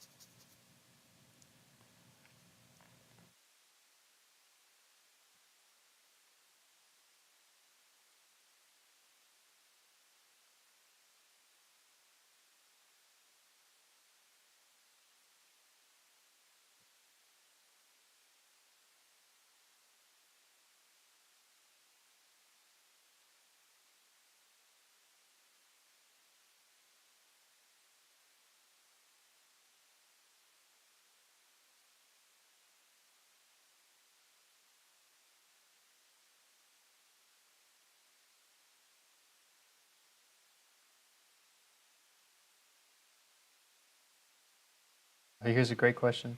Oh boy. This is from Have a Wonderful Day, who's our new live stream attendee. Mm. And they said, I left, but who is Kevin? That's a wonderful question. I don't know if I'm fully equipped to answer that one. You don't know enough to have an opinion? I don't know enough to have an opinion. Okay, so I'll take it. I know too much to have a professional opinion. Let's say it that way. That's funny. Yeah, so with that being said, Kevin is first and foremost a great friend of both me and May. Yes. But professionally, Kevin is the founder of the Evolve Artist program. So he's built the whole and designed the whole curriculum. So he's the person who's made this all possible. Yeah. He founded this online school with another guy named Mitch Bowler, who runs the Pencil Kings podcast. And Mitch has done a ton to do a lot of the behind the scenes work on the tech side and the online side and make that happen. And Kevin brought the education and the curriculum. So Kevin's story, he grew up in the Bronx, very poor with very little means, and incredibly determined. And we actually have a video that's really, really awesome to watch that I highly recommend for anyone, whether you're interested in art or not. It's just really awesome. Kevin shares his whole story about his journey in art and how it really kind of wasn't even an option for him at first. And he ended up just giving everything up to go pursue it. And he did. And he just sought after it tooth and nail, and he did get some very important help along the way, which was really cool. And he ended up developing a very profitable career for himself. I believe it was, I can't remember the exact numbers. It was about 10 years in illustration and then 10 years in private portraiture. I think there's like 5 to 10 years of like publishing in between. So like illustration, portraiture, illustration, publishing, and then portraiture. Yeah. Right. Yeah, he did have a period where he stopped painting for a little bit, which was interesting. But yeah, you can go watch the video. But anyways, so Kevin was doing just yeah, these awesome like portraits for like actors that you may know, like George Takei and some actors that he's actually not even permitted to mention. Fun fact. But yeah, so he's done a bit of that. Richard Hurd was another one, and anyways, he just did some portraits for very high clientele, and eventually, after having kids and everything, he thought it'd be nice to open up a little studio and take in a couple apprentices here and there. And one thing led to another, and he found himself teaching a lot and helping a lot. And he really had wanted to, after for his own career, how much he had been able to do as a result of art and having some help along the way, he wanted to give back in his own way. So he got more and more interested in the art education side of things. And so he's had this brick and mortar school, which is where May and I are streaming from for over 10 years, I want to say. Yeah. It's all 10 years in my head, but It's I'm like sure it's a little more nuanced. 12-ish, Okay. maybe. Sure. Yeah, so anyways, and then about 5 or 4 years ago is when we brought the online curriculum through Evolve. So it's been a really cool journey, and we've been, through Evolve, through the school, been helping thousands of artists get these skills. But yeah, I'm going to find that link for you and share it with you. But it's just super, super inspiring.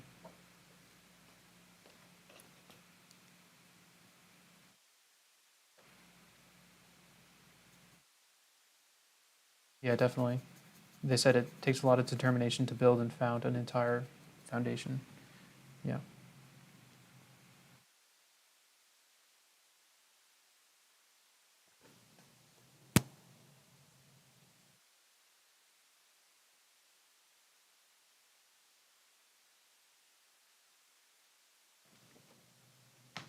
Yeah, I'm definitely one of my favorite people, even though I make fun of him a lot. It's our New Jersey way of saying, we love you. Yes. Giving them a hard time and teasing them. Yeah. Aggressive bullying. Yeah. Yeah, I wonder How do you what other... flirt? Oh, aggressive bullying. That's like a joke in like on the internet that I see a lot. Oh, Yeah. What's your love language? Bullying. yikes. Oh, in a Thankfully, loving it's not way. that bad. No, it's funny. Don't worry about it. Oh yeah, absolutely. Have a wonderful day said, I speak from experience. Imagine how many people told him he couldn't do it. Mm-hmm. Yeah, definitely. Yeah, Actually- only one person like believed in him. Yeah, Like was when he his first started older doing brother, illustration. I want to say? Older. I think it was Daniel. Yeah, the older Not one. me, but his Yeah. older brother.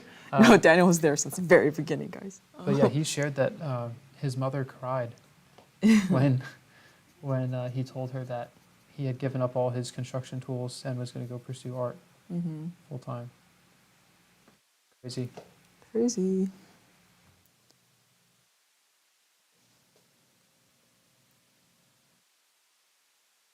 Takes a bit of crazy to do what he's done. Oh yeah.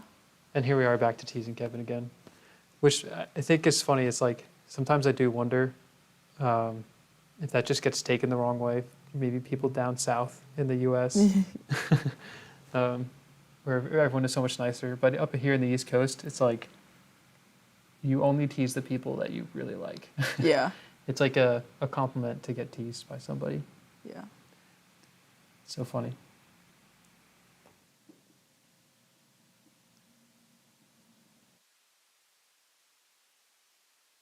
I didn't realize that was an East Coast thing. I thought it was just like a people thing. I didn't- Well, yeah, I'm sure there's, we are globalizing more and more.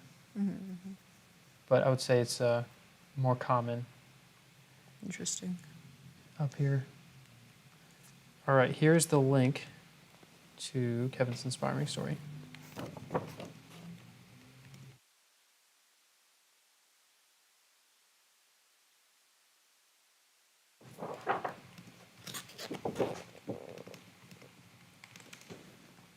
There you go.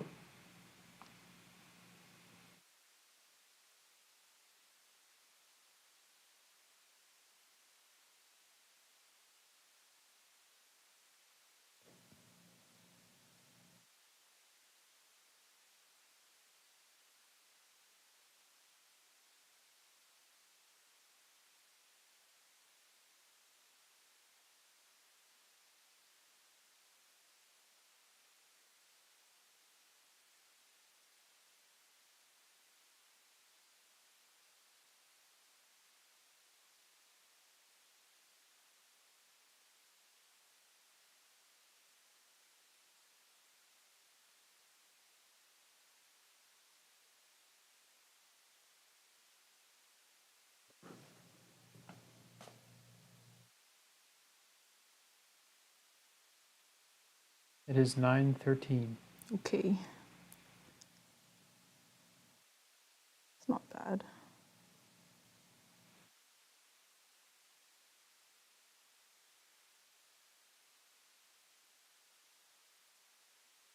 Started to get the sense of a bit of a drop off in that area that you're working in, which is nice. Like that lighter, No, yeah. those lighter values. It's more 3D because Mhm. it's like pulling away. Yeah, it's like there's that. You're starting to capture those two different layers of the wing. Moving forward.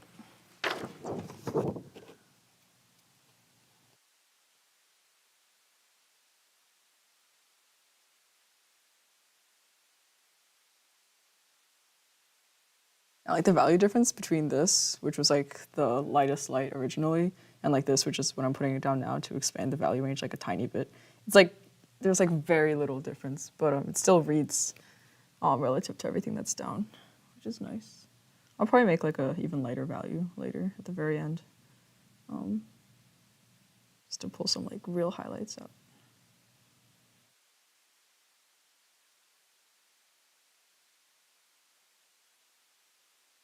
Oh, nice. The Aussies are on board with us, May. We're not the only ones. Oh, about bullying. Yeah. Yeah. Linda said we knock each other in jest all the time.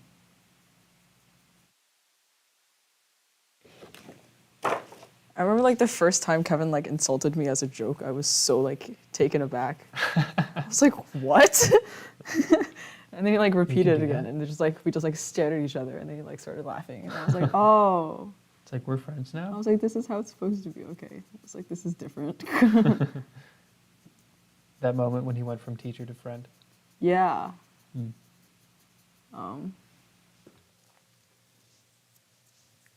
Good stuff.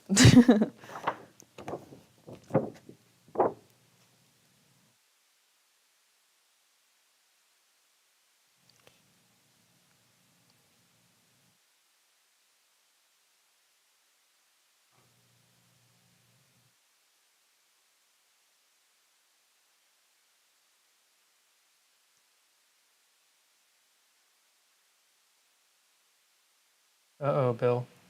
What? Bill said, I like dishing it out. I just can't take it. I don't know if that's Hit a and good run. combination. Crying emoji face. If you can't take it, then probably shouldn't give it. That's my advice.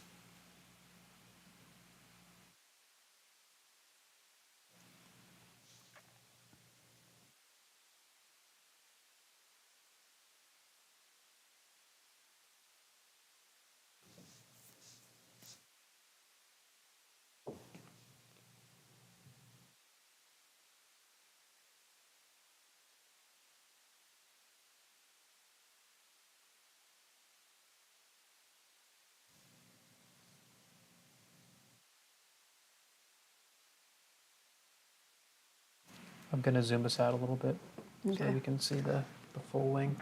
Yeah, I'm just I'm trying to establish that like second layer thing that I was doing down here, but like all the way along this entire layer. So.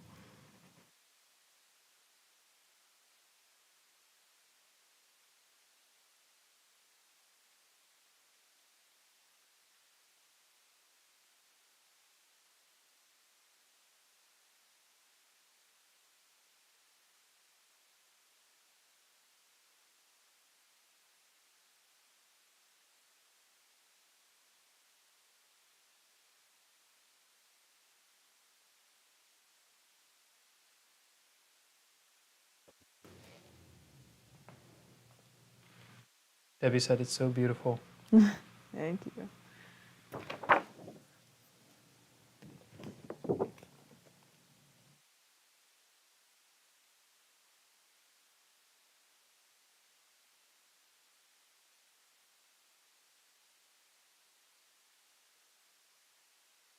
I really like the, I don't know what they're called, like the spines of the feathers on that, Oh, like the this very bit? end. Yeah. Yeah. that was Just the play of, in temperature of the, where it gets a little bit blue, but then the spine is really nice and warm. It's like neon orange almost. It's nice. Thank you. I have more neon orange on the palette. I don't know if I'm gonna use it though. I like that it's just like this little part, you know. I feel like if I use it everywhere, then it become contrived.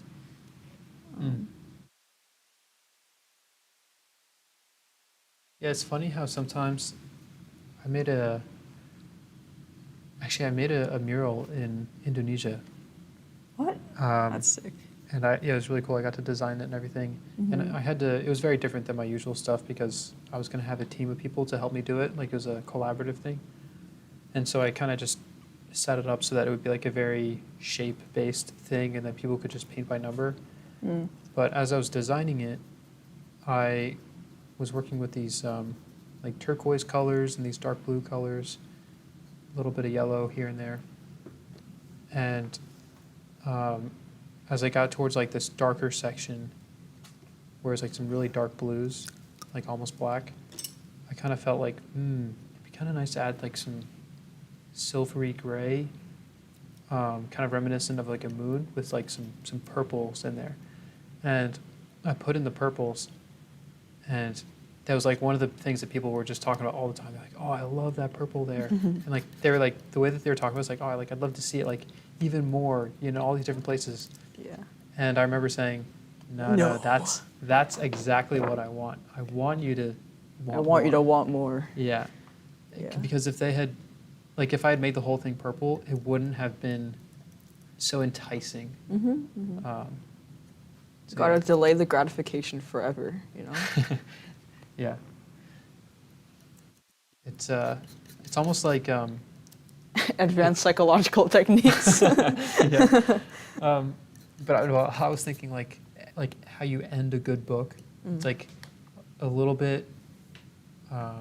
It's like very, very sweet, but just sad enough where you just feel like you just like, you know, the story ends and you have to put the book down and you just feel like this empty hole in your chest, like, oh, like It has to take something from you. yeah, it's like you just said goodbye to all the characters, you know, and there's like that sort of that longing that you're left with, that sort of feeling I had managed to capture in the mural. It's like Longing understanding for the purple. economics almost. Scarcity is, scarcity creates the value. Yeah. We are psychologists and economists and do not use enough purple.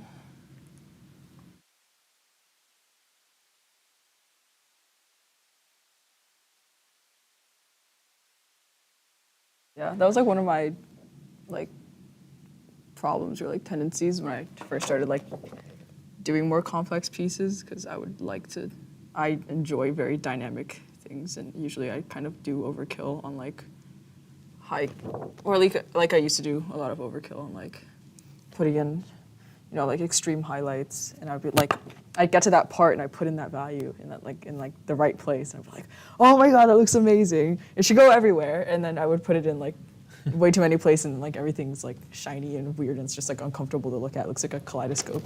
I was like, where did I go wrong? It was such a nice color, you know. I've been using the same color the whole time, but it's like, no, it's not supposed to be everywhere. Yeah, like every color has its own like role, and yeah, I guess that's like the more technical aspect of like what Daniel was talking about. But yeah, just I feel like especially with actually the color purple, because it seems to me like if you want to make a colorful gray, you could make a dull make purple. It, yeah, you can make it like in the purple realm. But then the moment that you make that decision to go purple, suddenly the whole painting starts asking for it, and knowing when to stop is really difficult. Yeah, with this blue, I was like, well, I should just run it all the way, and I was like, shh. I have like a little bit down in here with the shadows, so it's like fine. But yeah, I have the gremlin on my shoulder, always asking for more. A gremlin, you said? Yes. Some people have a devil on their shoulder, an angel. I have a little gremlin. It's like more chroma, more highlights. I want more. Yeah. A little contrast gremlin. Do you get along well with this gremlin or no? We have a lot of conversations, and usually I win. Usually you win. Usually I win, but the gremlin gets like a little bit, and so that's why, I know. That's why he sticks around. Yeah. Because sometimes like the gremlin has good ideas, but I can't give him everything, you know. So it's like the gremlin effect on the gremlin, you know. Like you can't like give too much, or else, you know, it is too much. I'm just saying things. Don't listen to me. Where am I? Here. Yeah. Okay.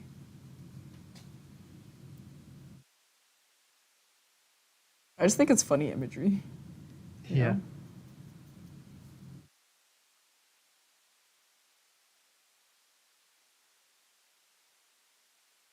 Yeah, it's like the gremlin on my shoulder versus like Kevin's voice in my head. It's like my entire like state of mind when I'm working. But Kevin said it to do it like this. No. No, my precious. My precious turquoise. You can break the rules. But you're not qualified. You don't know enough to like have an opinion.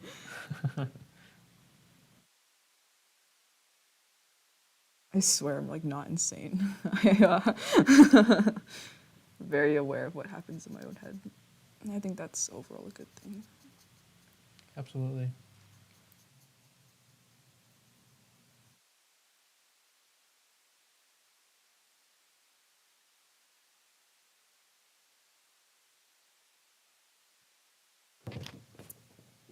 Yeah, so there was a question a while ago, and it was like, oh, like, do you always listen to Kevin when he like tells you what to do, like in a painting? And it's like, it's not me, you know, like arguing back or talking back. It's the gremlin, you know. It's not my fault. Quiet the composition down. No. Well, I think it's natural to rebel against the teacher, right? Because then it gets boring if it's just like. yeah, well, that's one way to put it. But it's sort of like if you, I think there's just like an innate desire in a lot of us. It's like if I do exactly as I'm told, And it's not mine. then yeah, is it mine? Yeah. Is sort of the question. And it takes a certain amount of humility, you know, AKA you don't know enough to have an opinion for that period of time when you recognize, okay, I really want to learn. I'm not going to insert my own thoughts and opinion into this equation right now. But then at a certain point, like with where you're coming to, May, you're starting to branch out and make these paintings your own, right? Like this painting, I would say, is definitely has you all over it. It doesn't have Kevin all over it, right? And so you start to enter into those debates with, you know, the Kevin voice in your head and the gremlin voice in your head, which is demanding. I guess the gremlin is demanding to be seen or something. What does the gremlin want? The gremlin wants like, just like more dynamic, just more like visual stimulus, you know.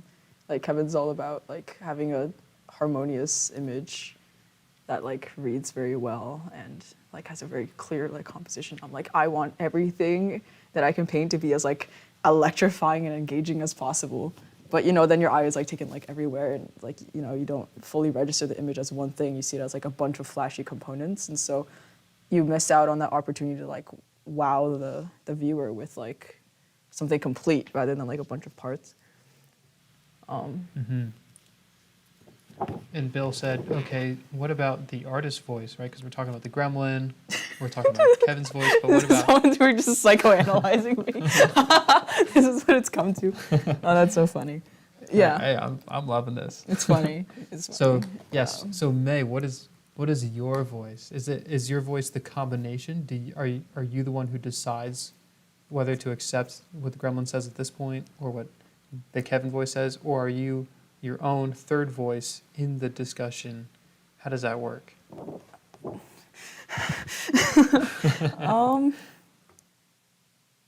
I feel like the ultimate decisions I arrive at are they're like the project of like recognizing like what I want the final result to be, and like determining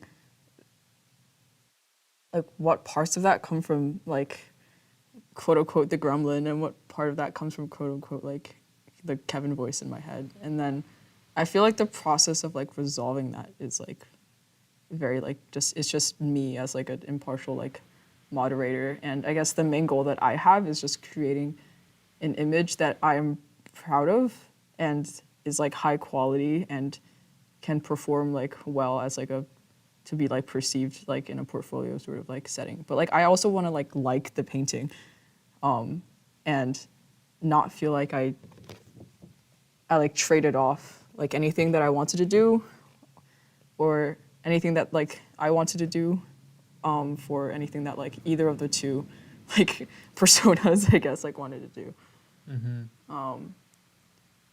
So I guess it's just that process of determining what I want the final image to look like is like just very like me in like an objective sort of sense. Does that make sense?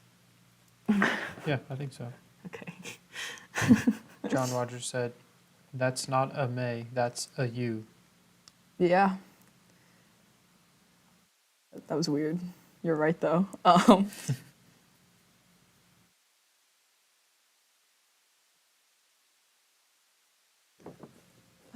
See, this is what happens when you like paint alone for too long. Start hearing voices in your head. Well, but it kind of helps balance you, right? It does. It does. Because, yeah, it's like you have two opposing desires, and then you're finding a path. You're being creative about how you resolve and appease both of those factors.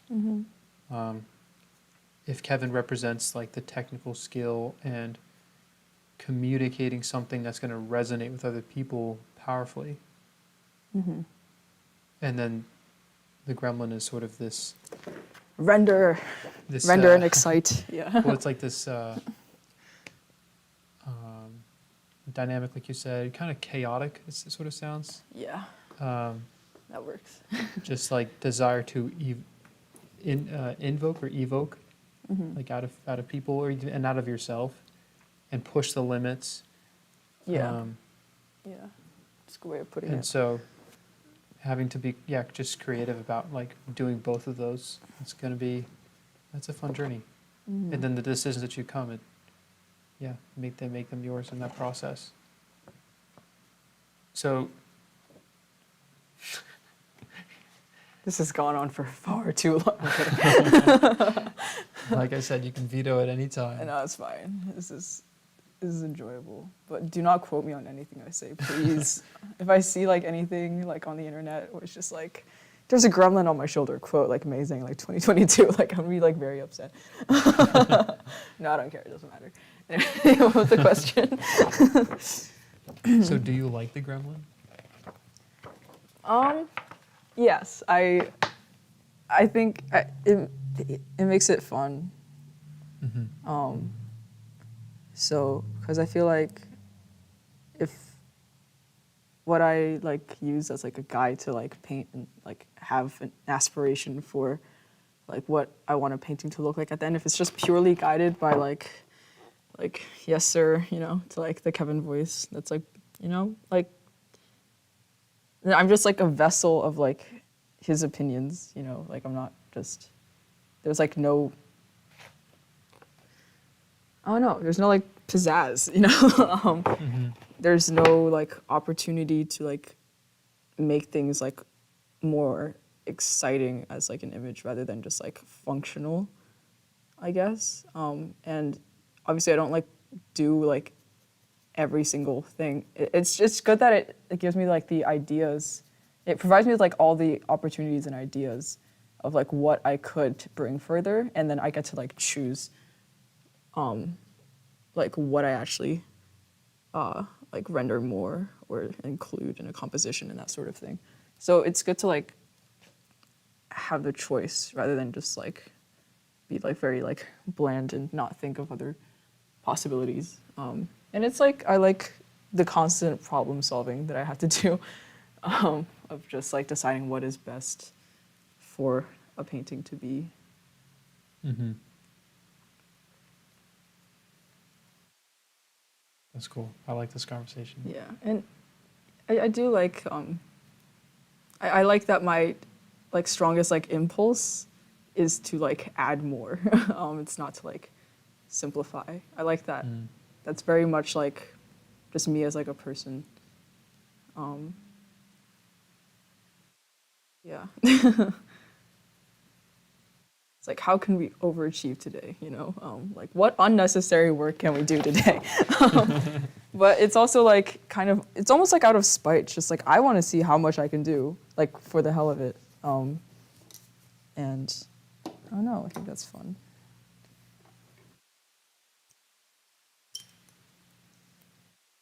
Maybe it's just like the constant, maybe part of it's just like, I don't know, something about like pushing and redefining and like quantifying my limits and kind of like just repeatedly like proving what I'm capable of over and over to myself as like a form of validation or just like fun. I don't know, is it validation or narcissism? Answer in the comments. Well, when it comes to that, I definitely don't know enough to have an opinion. I'm not a psychoanalyst. Yeah. Though it's fun to ask questions. And Yeah, this is a fun conversation. I hope it's not off-putting. It's not like Dr. Seuss, like Horton, here's a who. Like, the Gremlin, here's a Kevin voice. Here's a question for you, getting back to the painting. Lovely, yes. Please. Free me. This is from Laurel. Yeah, hi. Have you ever used an impasto medium in your wings? My understanding of impasto is just like where you kind of leave like larger amounts of paint so you can have like texture in the image just like from the paint. So I don't know if there was like a specific medium like just for impasto, but there are like tiny bits of impasto in here, like very small. None of it was like on purpose. And I like fan brushed after last time to kind of ensure that everything was like basically as smooth as possible. But I've been thinking about it though. I do really like the way impasto looks. I'm not able to do it a lot in my work recently because it's all like portfolio stuff that needs to be like photographed, and the texture of the paint like catches light in weird ways and stuff. So it's like not optimal for that. But I do really enjoy doing it, so I'm thinking about it. I know where I'd put it too, which is like, But then that's like one of the things, again, like where you cannot do more than like a little bit. Otherwise it becomes contrived like very, very fast, so.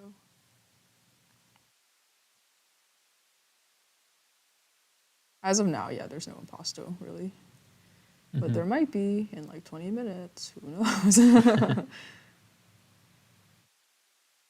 In 20 minutes, it will be 9:55. Yeah, great. I bet you love hearing that. I do. I'm gonna keep everyone here to see if I've thrown giant blocks of paint like 5 minutes away from completion. That would be funny. regarding pushing yourself. Sarah Price said, same. That's why I choose the hardest assignments. It's so exciting to find out what you're capable of. Yeah, yeah.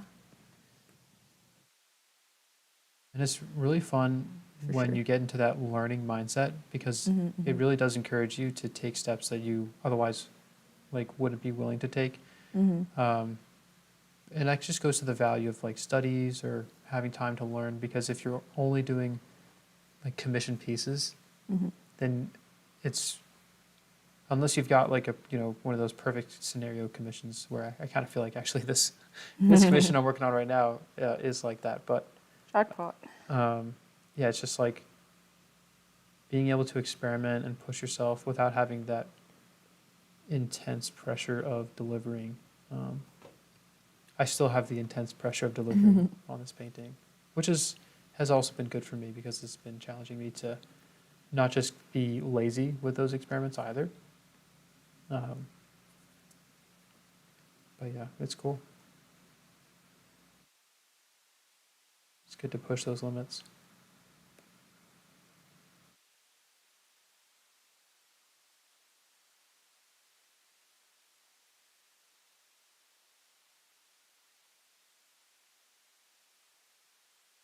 Phoebe said, I love the pinks in the wing. Thank you. I like it up here because it looks a little violent.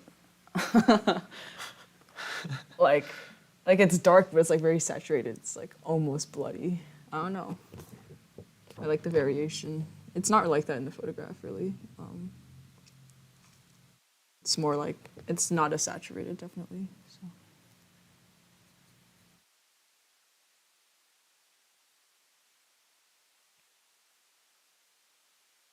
Yeah, but it's more narrative that way, right? So. Have a wonderful day said, oh no, not bloody. Or it's just the lighting. I don't know. Up to your interpretation. I do like it though. Yeah. It's very rich.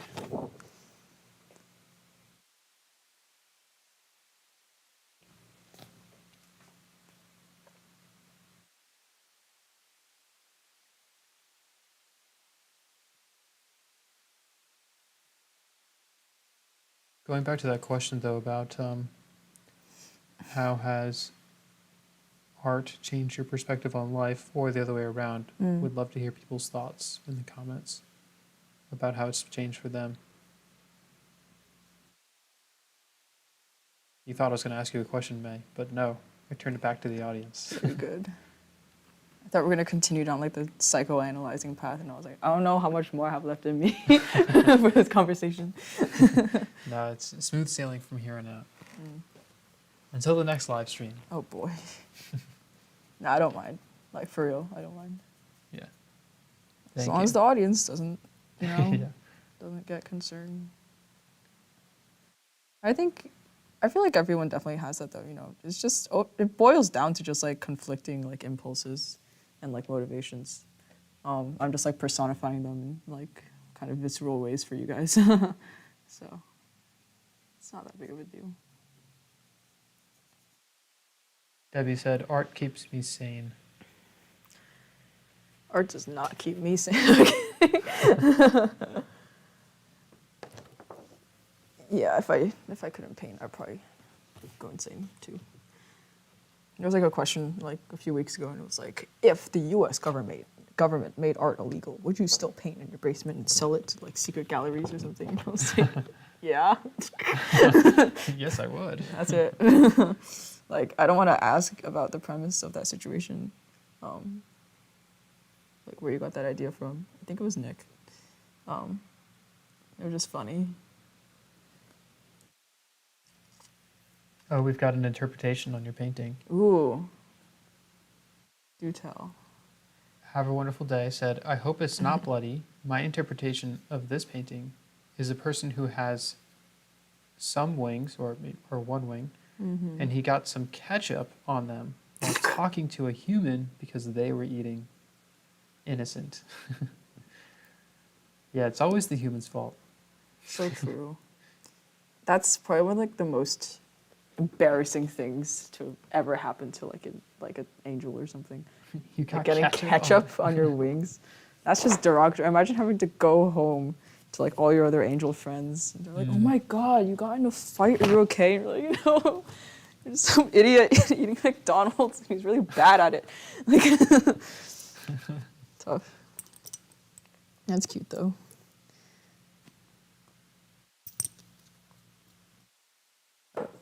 Yeah, you'd almost wish that they got into a fight, right? Yeah. Like I'd rather be injured and like have to talk about getting injured than like have ketchup.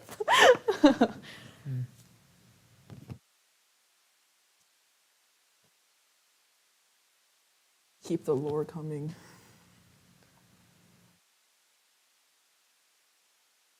Bill's answering the question here about art and life.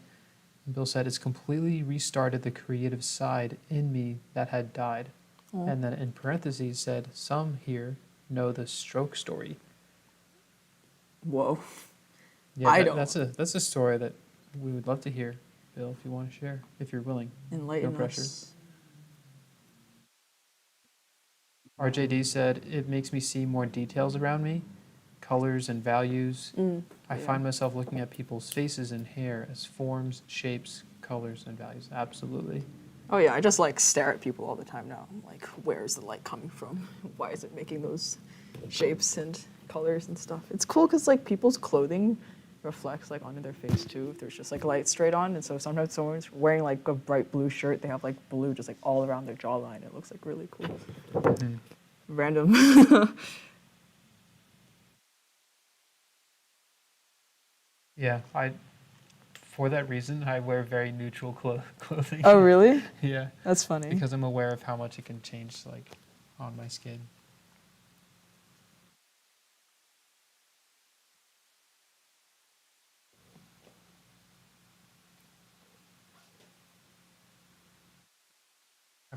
Have a wonderful day said, it allows me to express myself and see the beauty of life. I can speak through art without saying a word, and I can change lives without words. That's what I like about art. Yeah.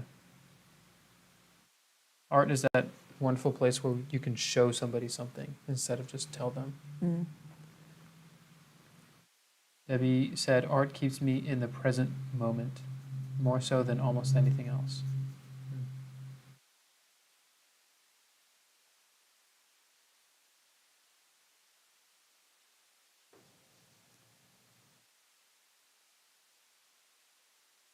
Definitely it getting sounds that like- layering effect. Sorry. I was just going to say, Debbie, it sounds like you've really tapped into the joy of the joy of painting, Bob Ross. TM. But just like that's a great indication of knowing that it's a deep, deep passion is when the process, the journey of creating art is what's so invigorating for you. Sarah Price said, I see almost everything now as a potential painting, and I wonder how I would do it. Yeah. Sometimes I'll be in a conversation with somebody and I'll kind of just trail off, and then I'll have to, explain myself saying, sorry, I was just painting something in my head. It's changed how I look at people. For sure. Like, Good way or bad way? it's just like in a more technical way. Like sometimes like, you see people and you're like, oh, like they're attractive or they're not attractive or like I don't really care. But like now it's like I see people and there's like this fourth category where it's just like I want to paint them. It's like it's different. Yeah. It's like, oh, you have a very paintable face. And it's like, what does that mean? I Yeah. don't know. I just want to paint your face. Yeah. Does that mean I'm It's good just like looking? I like don't the know. way light looks when it hits you. You're just like, what? Like I can't explain that. Oh, that's the most beautiful thing I've ever heard. Yeah. Yeah, artists can really whip out the compliments. Oh yeah.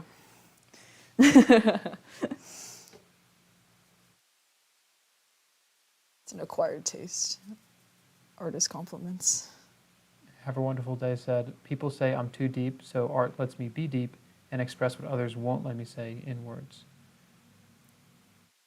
Don't listen to the haters. Say it anyway. And there was once this person in my class, he would stare at me for hours, and I don't know if he was studying me or not. Maybe he thought I had a paintable face. I don't know. Be cautious about that. Be wary. I don't know if you need to stare at someone for hours. So, Hey, what if they're a beginner? Come on. what's that? What if they're a beginner? Come Beginner? on. I don't know. I mean, that just sounds like creepy vibes to me. That sounds a little concerning. So be cautious, please, for our sakes.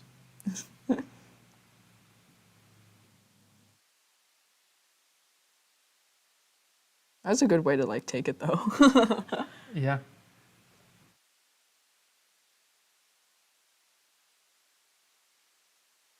For something like that, it would be nice if well, I don't know. It's like, let's say that this person is actually studying their face because they're painting it in their head, right? Mm. Do you have, it's like, you kind of want an explanation maybe, but then if you were to come up to that person and say, hey, I'm sorry, I've just been mentally painting your face for the last few hours, like, I don't know, like, it doesn't really go over well for most people. For I most imagine. people, yeah. Very hit or miss. So maybe just not staring at people for hours is the way to PSA. go. What? PSA from Daniel Folta. How to go about life. Step 1, do not stare at people's faces for hours at a time.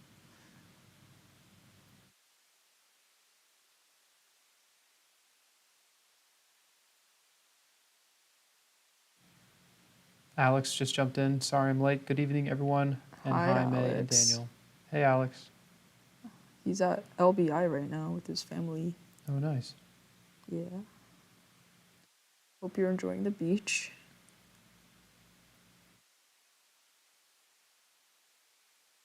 Thank you for remembering to come here, even though you're all the way out there. Following up on Bill's story here, he said, I was on stage in 2001 and had a stroke during a matinee. Paralyzed for 3 days in hospital Bro. for 11, paralyzed for 3 days in hospital for 11 days. I had to leave the industry. Wow. 2 years ago, I started painting with Evolve. The performance artist is now a visual artist. Let's go. Selling work, some better than others. That's really awesome, Bill. Wow. Talk about a turnaround moment.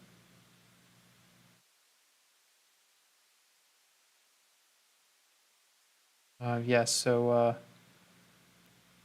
and then following up on Have a Wonderful Day, he whispered he was watching me, so maybe he was studying me to paint my face. I don't think that's good. I don't know why I'm I whispering. just realized that sounded creepy, they said. Suspicious behavior for sure. I don't know how I feel about that. Not approved.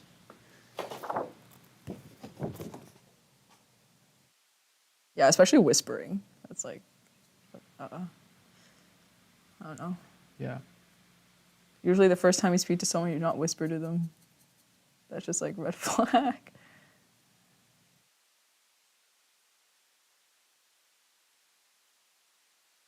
Kristen said, in college, I learned that you could get away with get away with anything if you just told people I'm an artist. That and I was homeschooled. Oh, that's That was funny. my go-to. That's funny. If I ever like did something I wasn't supposed to, be like, oh, I was homeschooled. I didn't know any better.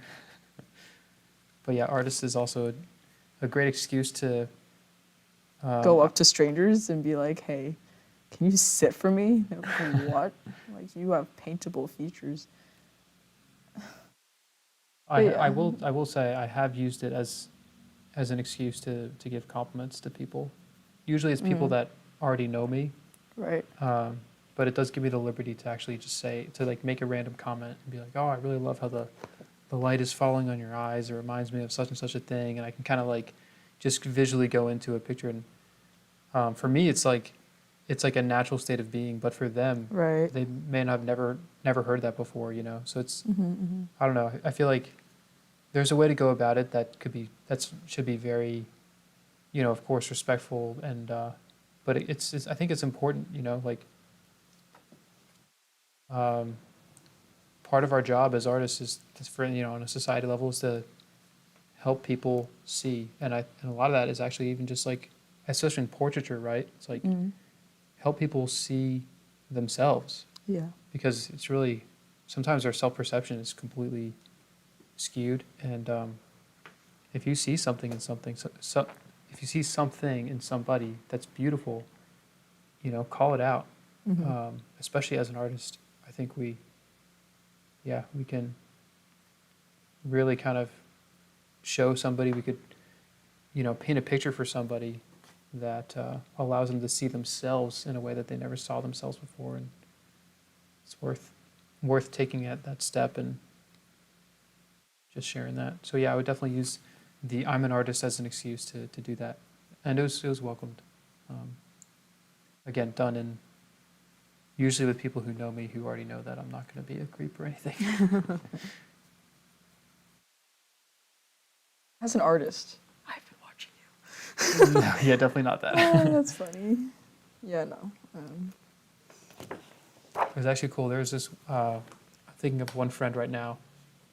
He had this I don't know if I can attempt to describe this, but he had this really awesome brow. Like his brow bone sort of structure, crazy. It wasn't it was like actually like it was like muscles in his brow that kind of like folded down over like the bridge of his nose, like a crease. And I just thought it was like the coolest thing.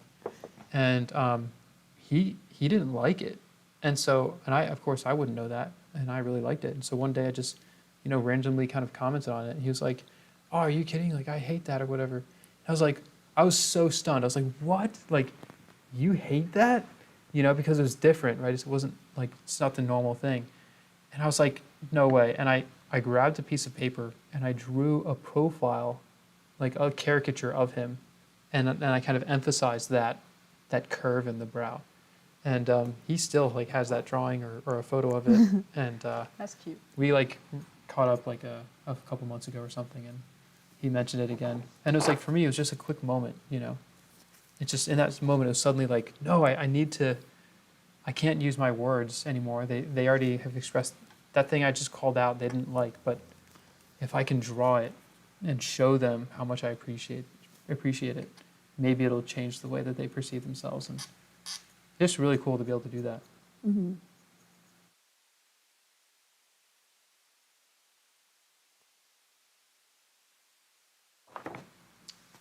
Okay, catching up on the chat. Got a little carried away with that.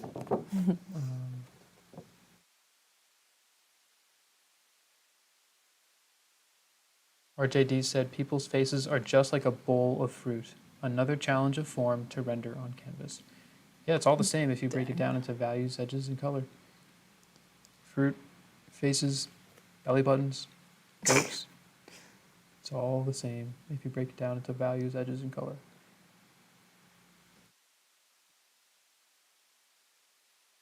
Gary said, "Hi all, I'm late, but I made it. Been making a train wreck out of block 3, assignment 12. Having a few weeks off makes you so rusty." It happens. Well, Carrie, know that you can always get help from the instructors. Book a one-on-one meeting. I don't know what the state of that is. It might not be as bad as you think, but of course I don't have eyes on it, so just slow down, take your time, go back to those fundamentals. Back in the saddle, soldier. You can do it. Yeah. Actually, randomly I'm reminded of another Kevinism. There's one time I was painting a still life, and I was just struggling to, I forget what I was struggling with. I was just struggling. Probably a color or something. Struggling out here. Yeah. Yeah. And, As we do. He could see that I was struggling. I wish I remembered what it was, but he kind of came over, and since he was there, I just started talking to him. I was like, "Oh, like this thing, I'm not really working at it. I can't really figure this out, blah, blah, blah." And he was silent for a little bit, and he just looked at the still life. He does that. And he said, "The answers are right in front of you. You just need to ask the right questions." And then he left. I think he left. Yeah. Of course he did. When he drops one of those truth bombs like that, he knows it's like, okay, time to leave. I need to let them ponder that one for a little bit. Right. But it's so true, right? Like you're looking at the whether it's a still life in front of you or a photograph, whatever that reference is, the reference, it has all of the answers staring back at you. And if you ask yourself the wrong questions, you could take it in a wrong direction. But if you ask yourself the right questions, it's going to lead you on that correct path. And those questions are the things that we built into that evolved process, right? Like, what is a light? What is a shadow? What are the values for each thing?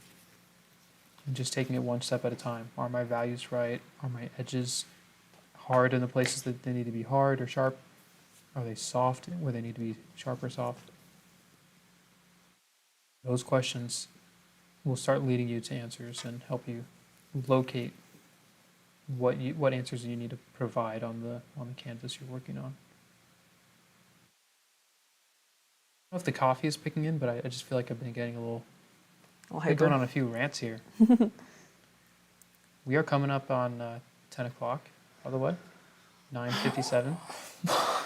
Oh, okay. That's okay.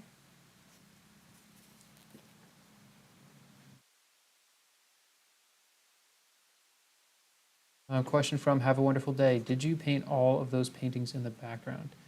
Yes, she painted that portrait in the background there. I did. It's all blurry because of the Focus, camera. yeah. But I do have a portfolio over here of May's previous work. So the one that you're seeing now is, I've already forgotten the name. Is it Betrayal? Yeah. Okay, Betrayal.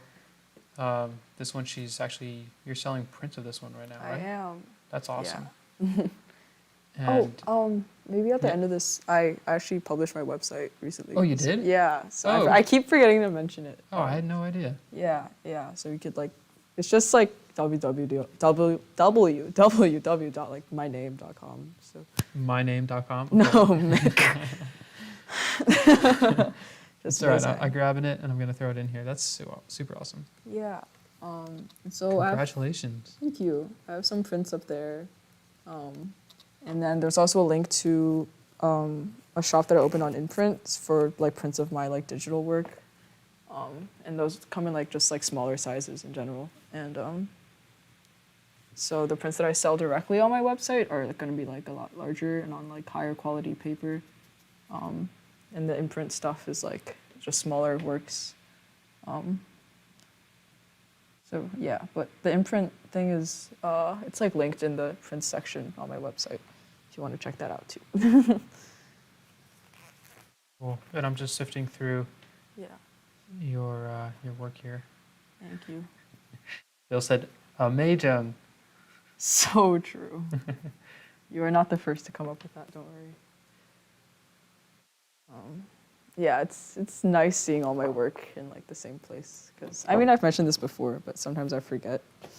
Because everything, I just work on two things at once, and I put them aside, and I work on another two things, and then they build up in a little corner of the school, in this cute little stack, and then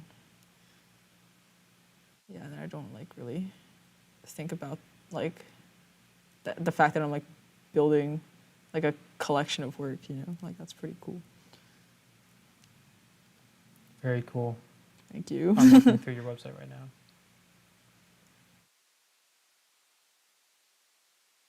Yeah, when I first published it, I would just open. I would just always be open on my computer, and I was like, "This is all mine. That's so cool."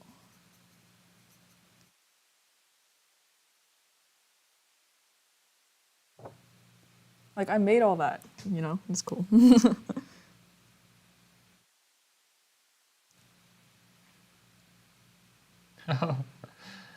What? Oh, Sarah Price just helped me connect the dots.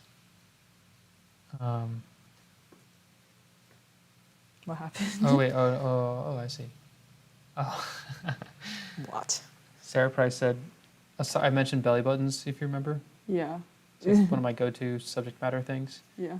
But Sarah Price said, belly buttons. I wonder if anyone has ever done a gallery show just with different belly buttons. That would actually be really interesting. I would not do that. If you're looking for that, do not come to me. What's that? If you're looking for that, do not come to me. I can paint everything, but I will not paint everything. But then anyways, Bill said there's one at the Naval Academy. You guys are great. This is such an enjoyable. I love it. This is such an enjoyable like community. Okay, take care. Have a wonderful day. They Bye. said, I have to go. I pray you all have a good night's rest. I thought someone was saying like have a wonderful day, and I was like, okay, bye. Well, they are Sorry. saying have a wonderful day. Yeah. Except this time they're saying have a wonderful good night's rest. Oh, thank you. And they enjoyed this live painting video. Stay Thank safe. you. Keep practicing. Yes, sir. Or ma'am. I don't know. I just say yes, sir as a default, so it's not meant to be like specific or anything. Following up on the answers are right in front of you. Gary said, yep, the answer was right in front of me, but silly me, started painting what I saw instead of following the rules, so mucked up shadow values. Lesson learned. Yeah, I've been there. Don't worry, you're not the first.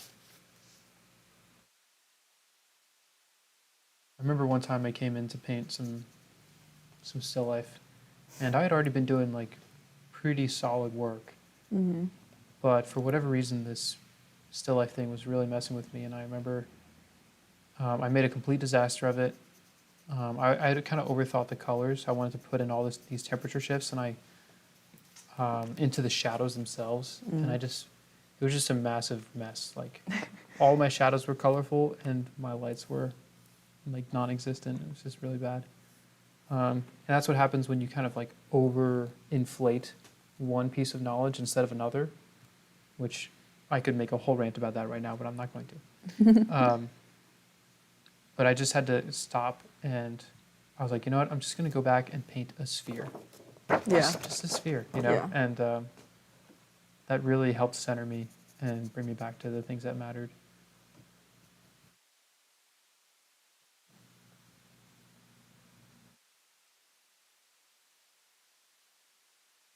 Yeah, the recentering paintings are nice. Mental paintings.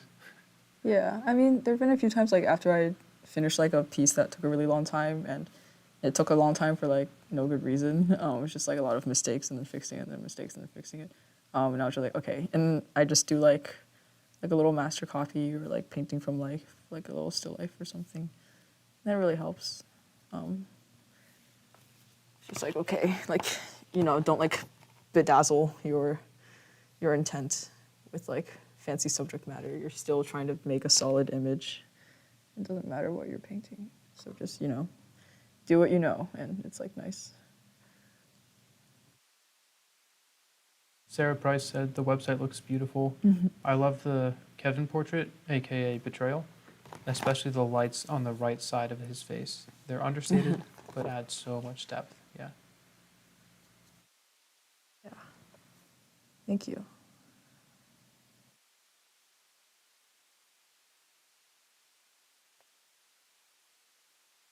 Prints of that one are available. But yeah, that was a fun piece to work on. I actually direct painted all the faces, so. She also might be referring to, the one that's called entitled Kevin. Oh, the actual portrait. That would make more sense. Yeah, that one is. And yes, they are understated, but they really do make a big difference there. Yeah. Without it, it would be like a weird silhouette. Yeah, that was fun to paint because like most of his face is in shadow, so I had to be like very, very subtle with the value shifts and temperature shifts, but I still needed to like denote form.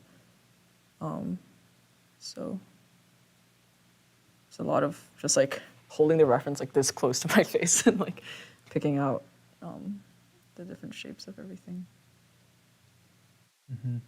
And then like dropping in that like little highlight. Very satisfying. It's literally like one color too. Yeah. So it is 10:05. Do you have a time estimate for us? Maybe just another like 10 minutes or something. Awesome. It's not like I could just keep working on this, but like I could also stop. So there are a few things I want to add in that little area though. I probably like won't need a whole other session to finish this though. I might just, I don't know. Is it okay if I just finish it off camera? Is it okay if you finish it off camera? It's like another like 3 hour session probably is not like necessary, so I don't. Well, we don't have to go 3 hours. Or just like another session in general. We could end early. True. Let people go to bed, at a reasonable hour. I'm not even talking about myself. Yeah. But yeah, I would say we've come this far, May. Might as well just We do would another love one. to see the finished piece. Okay. And I imagine that people in the chat are going to agree with me. Because I think this is the 6th one, so we're coming up on 18 hours, right? Yeah.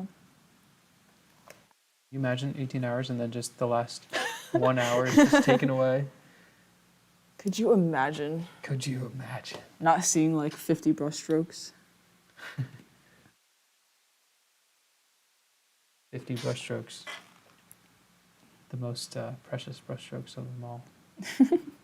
The final last words. Yeah, everyone can let me know in the chat. Maybe you don't care at all. Maybe I'm wrong. Maybe you don't care. Eddie said, is this the last one with May then?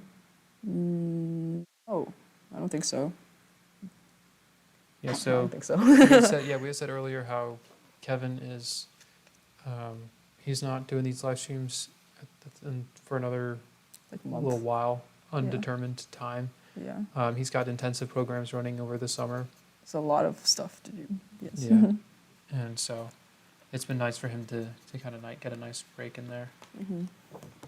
Just can, watch from the stands. What's that? Watch from the stands. Yeah. It's been benched. He's been benched. He's benched. Yeah, he's not on the starting squad anymore. Water boy status. Iced coffee boy status. Yeah, Kevin makes us iced coffees before these streams. Yeah, that's how he like drags his feet before leaving. It's like, oh wait, you guys want iced coffee, right? And it's like 6:54. And it's just like, And we're like, yes, yes, we do. It's also his way of saying, I am Kevin. And I'm looking out for you guys. yes. Though I can't be here, my coffee is with you.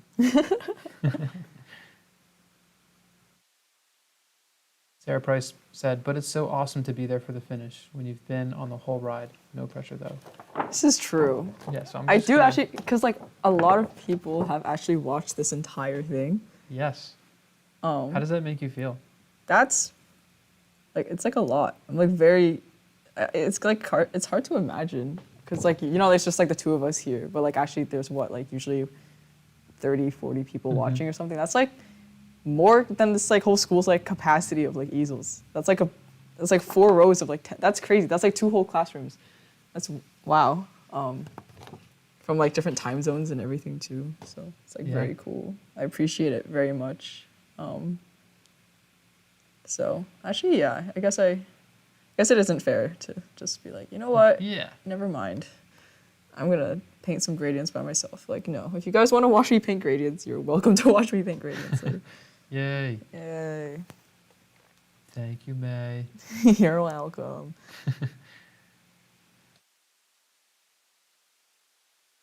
I just pulled a Kevin where I was like, oh, this is gonna be the last session of this painting, and then I lied.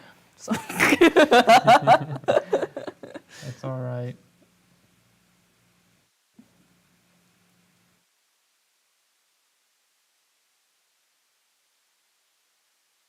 Yeah, Sandra said, yes, I want to be there for the finish. Love your feathers. Thank you. Glenn said, it's like getting tackled on the 1 yard line after the 99-yard return. That's so good. All right, I will not do that to you guys. Oh, yeah, that's the closer right there. That's pretty funny. So, yes, May will be doing another live. Oh, will May be doing another live painting after this one, like another painting? I believe the answer is yes. Yeah. We just have to figure out what exactly that's going to be. We have a lot of ideas. As I said earlier, it's probably going to be a one-off session, so it probably won't be something anywhere near as ambitious as this piece. But it might be. We might start small. As you know, in Evolve, we like to start small and just get that success and build up and kind of see where we can go from there. Mm-hmm. So yeah, we'll probably do something that we want to see if we can do in 3 hours that's achievable and also looks really awesome by the end of the 3 hours. And we just don't know what that's going to be yet. Yeah. So I'm pretty excited. Me too.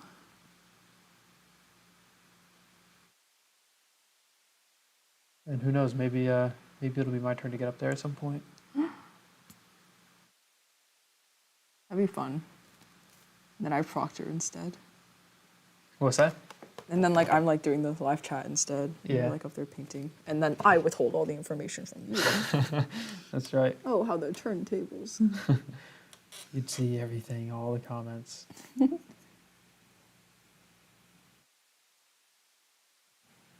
Karen P said, "Thank you, May and Daniel. I was hoping to watch the signature, but must go." So as it turns out, we will be doing, thanks to Glenn bringing us in with that powerful image there, we will be doing one more live session of this painting. We imagine it'll be less than 3 hours long, and the signature will go in at that point. Yeah. I can probably end like now. It's a good, decent place. Not in the, yeah. I know we're a little over time, so. But we'll see more next week. Oh, you're wrapping up? I could. Or people like people are starting to leave already, so I don't want to Yeah. keep people. Some questions for you. Sure. Let's see. I can hang out Oh, as well. following up on the belly button situation. Oh my god. I'm not an expert, okay? Yeah. No, it's not like that. Where is it? Oh, Eddie recommended to Sarah that Sarah should be the first one to do a belly button exhibition. And Sarah responded and said, "I already see it in my head, with the theme of it being kind of the beginning of life for us, but when we're in life, it's the last thing we pay attention to." Ooh. Sarah Price with the interpretations. She's always on Dang. point. I'm gonna start paying more attention to my belly button now. Now that you said that. Beginning of life for us, but when we're in life, it's still like the last thing we pay attention to. That's quite a hill to die on. It's like belly button rights. Happy Belly Button Day. Happy belly button day. And then question from Laurel. Yeah. May. Yes. Laurel. No, this one's just a comment. I promise it's not that big. Okay.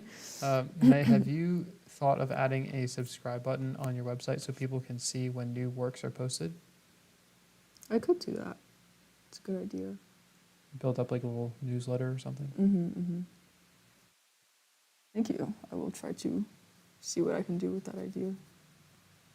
And then, Sarah's creative yearbook said, "Will we get to see the finished portrait in the back?" Yeah, once there's like a nice picture of it, it'll be up on the site. Yeah, it'll be on the site, and then I can also add it to our little portfolio piece over here with these images. So we can also do that. But we're going to leave it there on the easel for now, since we're coming to the end of the stream. And there's actually another painting like right in front of it, so it'd just be a little complicated to move it and then get it under the right lighting and focus and everything. But we'll take a nice photo and make sure that everyone can really appreciate it in full detail. Yeah. Ooh. Thank you for your interest. Bev Bedford, tongue twister there. Bev Bedford said, "Is anyone else watching this on a very large TV and imagining this painting on their wall?" Prince? Prince? Original? Ooh, original. I would sell this. You would? I would. All Something right. else to think about. Yeah. Yeah, Will you be posting that on the website or? Yeah. Oh, that's awesome. I'm not sure about any other originals yet. I think I want to finish my portfolio and have like everything in it for like a while, maybe a few months, and then originals of that. Actually, there are a few paintings I don't know. If you have any like inquiries about that stuff, I think my email is on my website, so you can email me directly. We can talk. Cool. Yeah, this is 18 inches by 36 inches, so 3 feet. So like almost like around like a meter, and then like half of that, half a meter by 1 meter. For those of you not in the U.S. Awesome. Yeah, it's a good size. It won't like dominate a wall, but it's like substantial. We're getting some positive comments about getting me on camera. Getting what on camera? Getting me. Yeah. Sarah said, "Oh yes, go Daniel. That would be fun for sure. May behind the camera, Daniel at the easel. You can alternate while Kevin is gone." Glenn said, "Would love to see you do it, Daniel." Yeah, message received. Message received. Yeah, I definitely got to do this. It's not fair that I'm behind the camera the whole time. Or yeah, behind the camera the whole time. Whoa. Yeah, I'd be happy No. to I mean, talk it's to you. not fair. Like I got it easy. Is what I'm saying. Oh, okay. Yeah. I thought you were like taking the stage. And I was No, like, no. I think I'd really enjoy it. I'm very curious how I would be able to hold a conversation, but you also were curious, May, yeah. and you've done great. Thank you. So I guess we'll just find out. Yeah. I'd be happy to make that happen. The kind of art that I've been making a lot lately has been very inventive, very like the reference is this, but my painting is going to be that, like significantly different. So for my first live stream, I'll tone it down a bit and pick something that I don't have to use, my full brain power to hash things out. But yeah, we'll figure something out for that.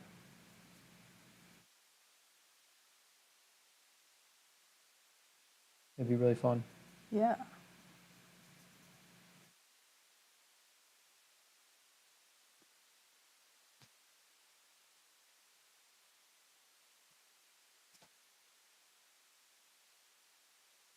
Bill Brisea has us in surround sound.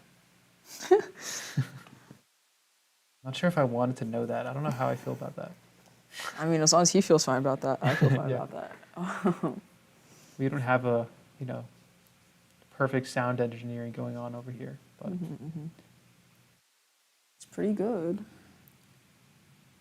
Except sometimes when I drink iced coffee, I chew the ice, and I'm not sure how comfortable you are with that. Donna said it's turned out really beautifully, May. Thank you. Yeah, absolutely. I'm going to zoom out a bit so we can kind of see this painting in full again since we're coming up. It's 10:20, by the way. Okay, I'll stop. I don't think I'm gonna fan brush it actually. I'm liking the brush strokes.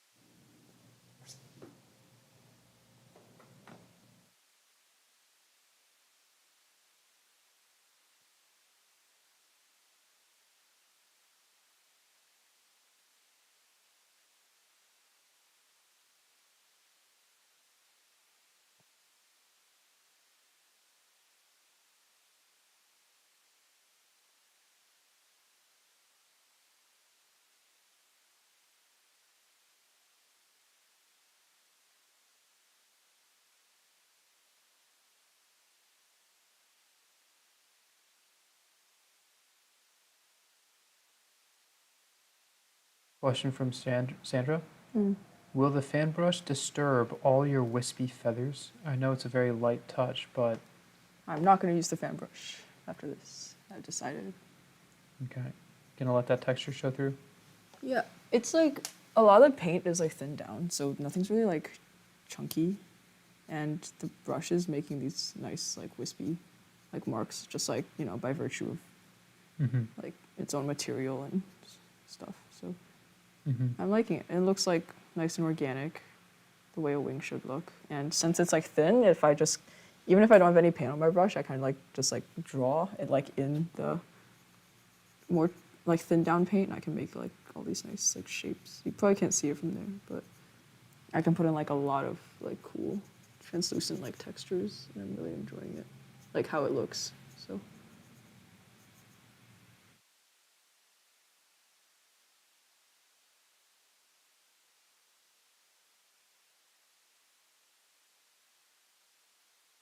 Yeah, so you don't always have to use fan brush.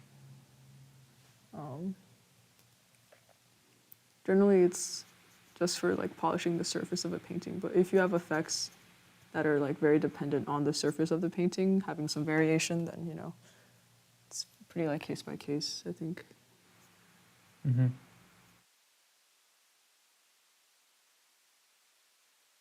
Donna said, when you created this image to paint, Yeah. were you able to change the direction of light to affect the image as a whole? I'm relearning Photoshop. Not really. I didn't have a need to, so I didn't really try to. But overall, like I don't think you can change like the colors and lighting that much on Photoshop. Where you can like invert shadows and lights or change the direction, excuse me, or anything like that. But I mean, I'm not like an expert or anything in Photoshop either. So, but I think that sounds like something that requires like 3D modeling or something like that, or some sort of like 3D mesh or information. Yeah, and that stands to reason, right? Because in this, like the camera is basically doing what our eyes are doing. It's taking in light and processing the light. And so if you were going to light the subject at a different angle, it would be a completely different image, right? So Yeah. because it all comes down to just light. So to do that in Photoshop, and this is actually some like I've been mentioning, like been doing inventive stuff, like the painting I've been working on now. I did photo shoots of my models, and then I've made some decisions about the light along the way, and so I've had to like imagine like work this painting that May is doing, but then completely changing where the main light source is coming from on the same photograph, like the same thing. And you can't do that in Photoshop. You have to, or maybe you can. Maybe you could do like some digital basics and kind of get an overall impression, like if you're just painting on top. Right. But as far as like layering and effects, it would require some seriously powerful AI or, like May said, some 3D modeling to do that.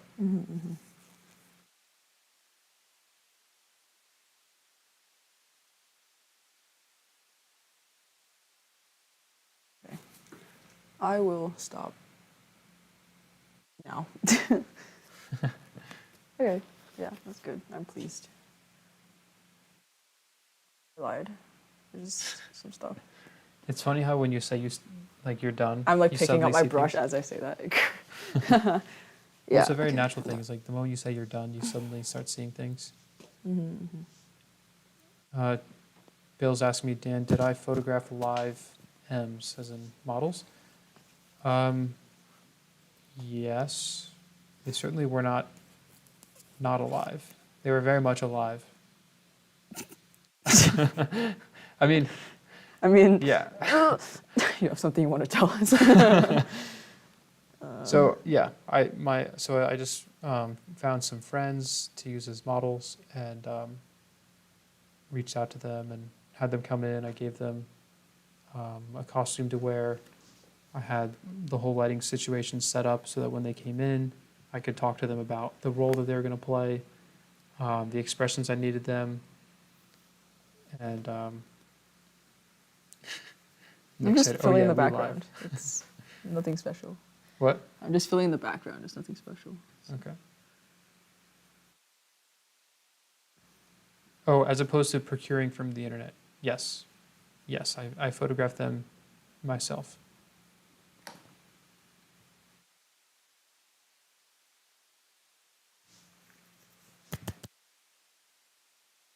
Applause, yay. We did it. Okay, I'm gonna fan brush the top because that paint's like gunky. Nick said the art looking fire though. Who? Nick. Oh, thanks. That was like almost like Gen Z speaks. I was like, whoa. Thank you, thank you. Yeah, I'm quite pleased, and yeah, there's stuff to do next time. So. So what is there to do next time? You can't see it on camera. You can't really see it in person either, unless you're like really close. There's like a lot of areas in the figure where like the gradients are not like very smooth. It's like the colors and values are all like close to each other, but like the edge between them, it like there's a kind of like banding. I think just like in the process of like talking and painting, I wasn't paying like enough attention.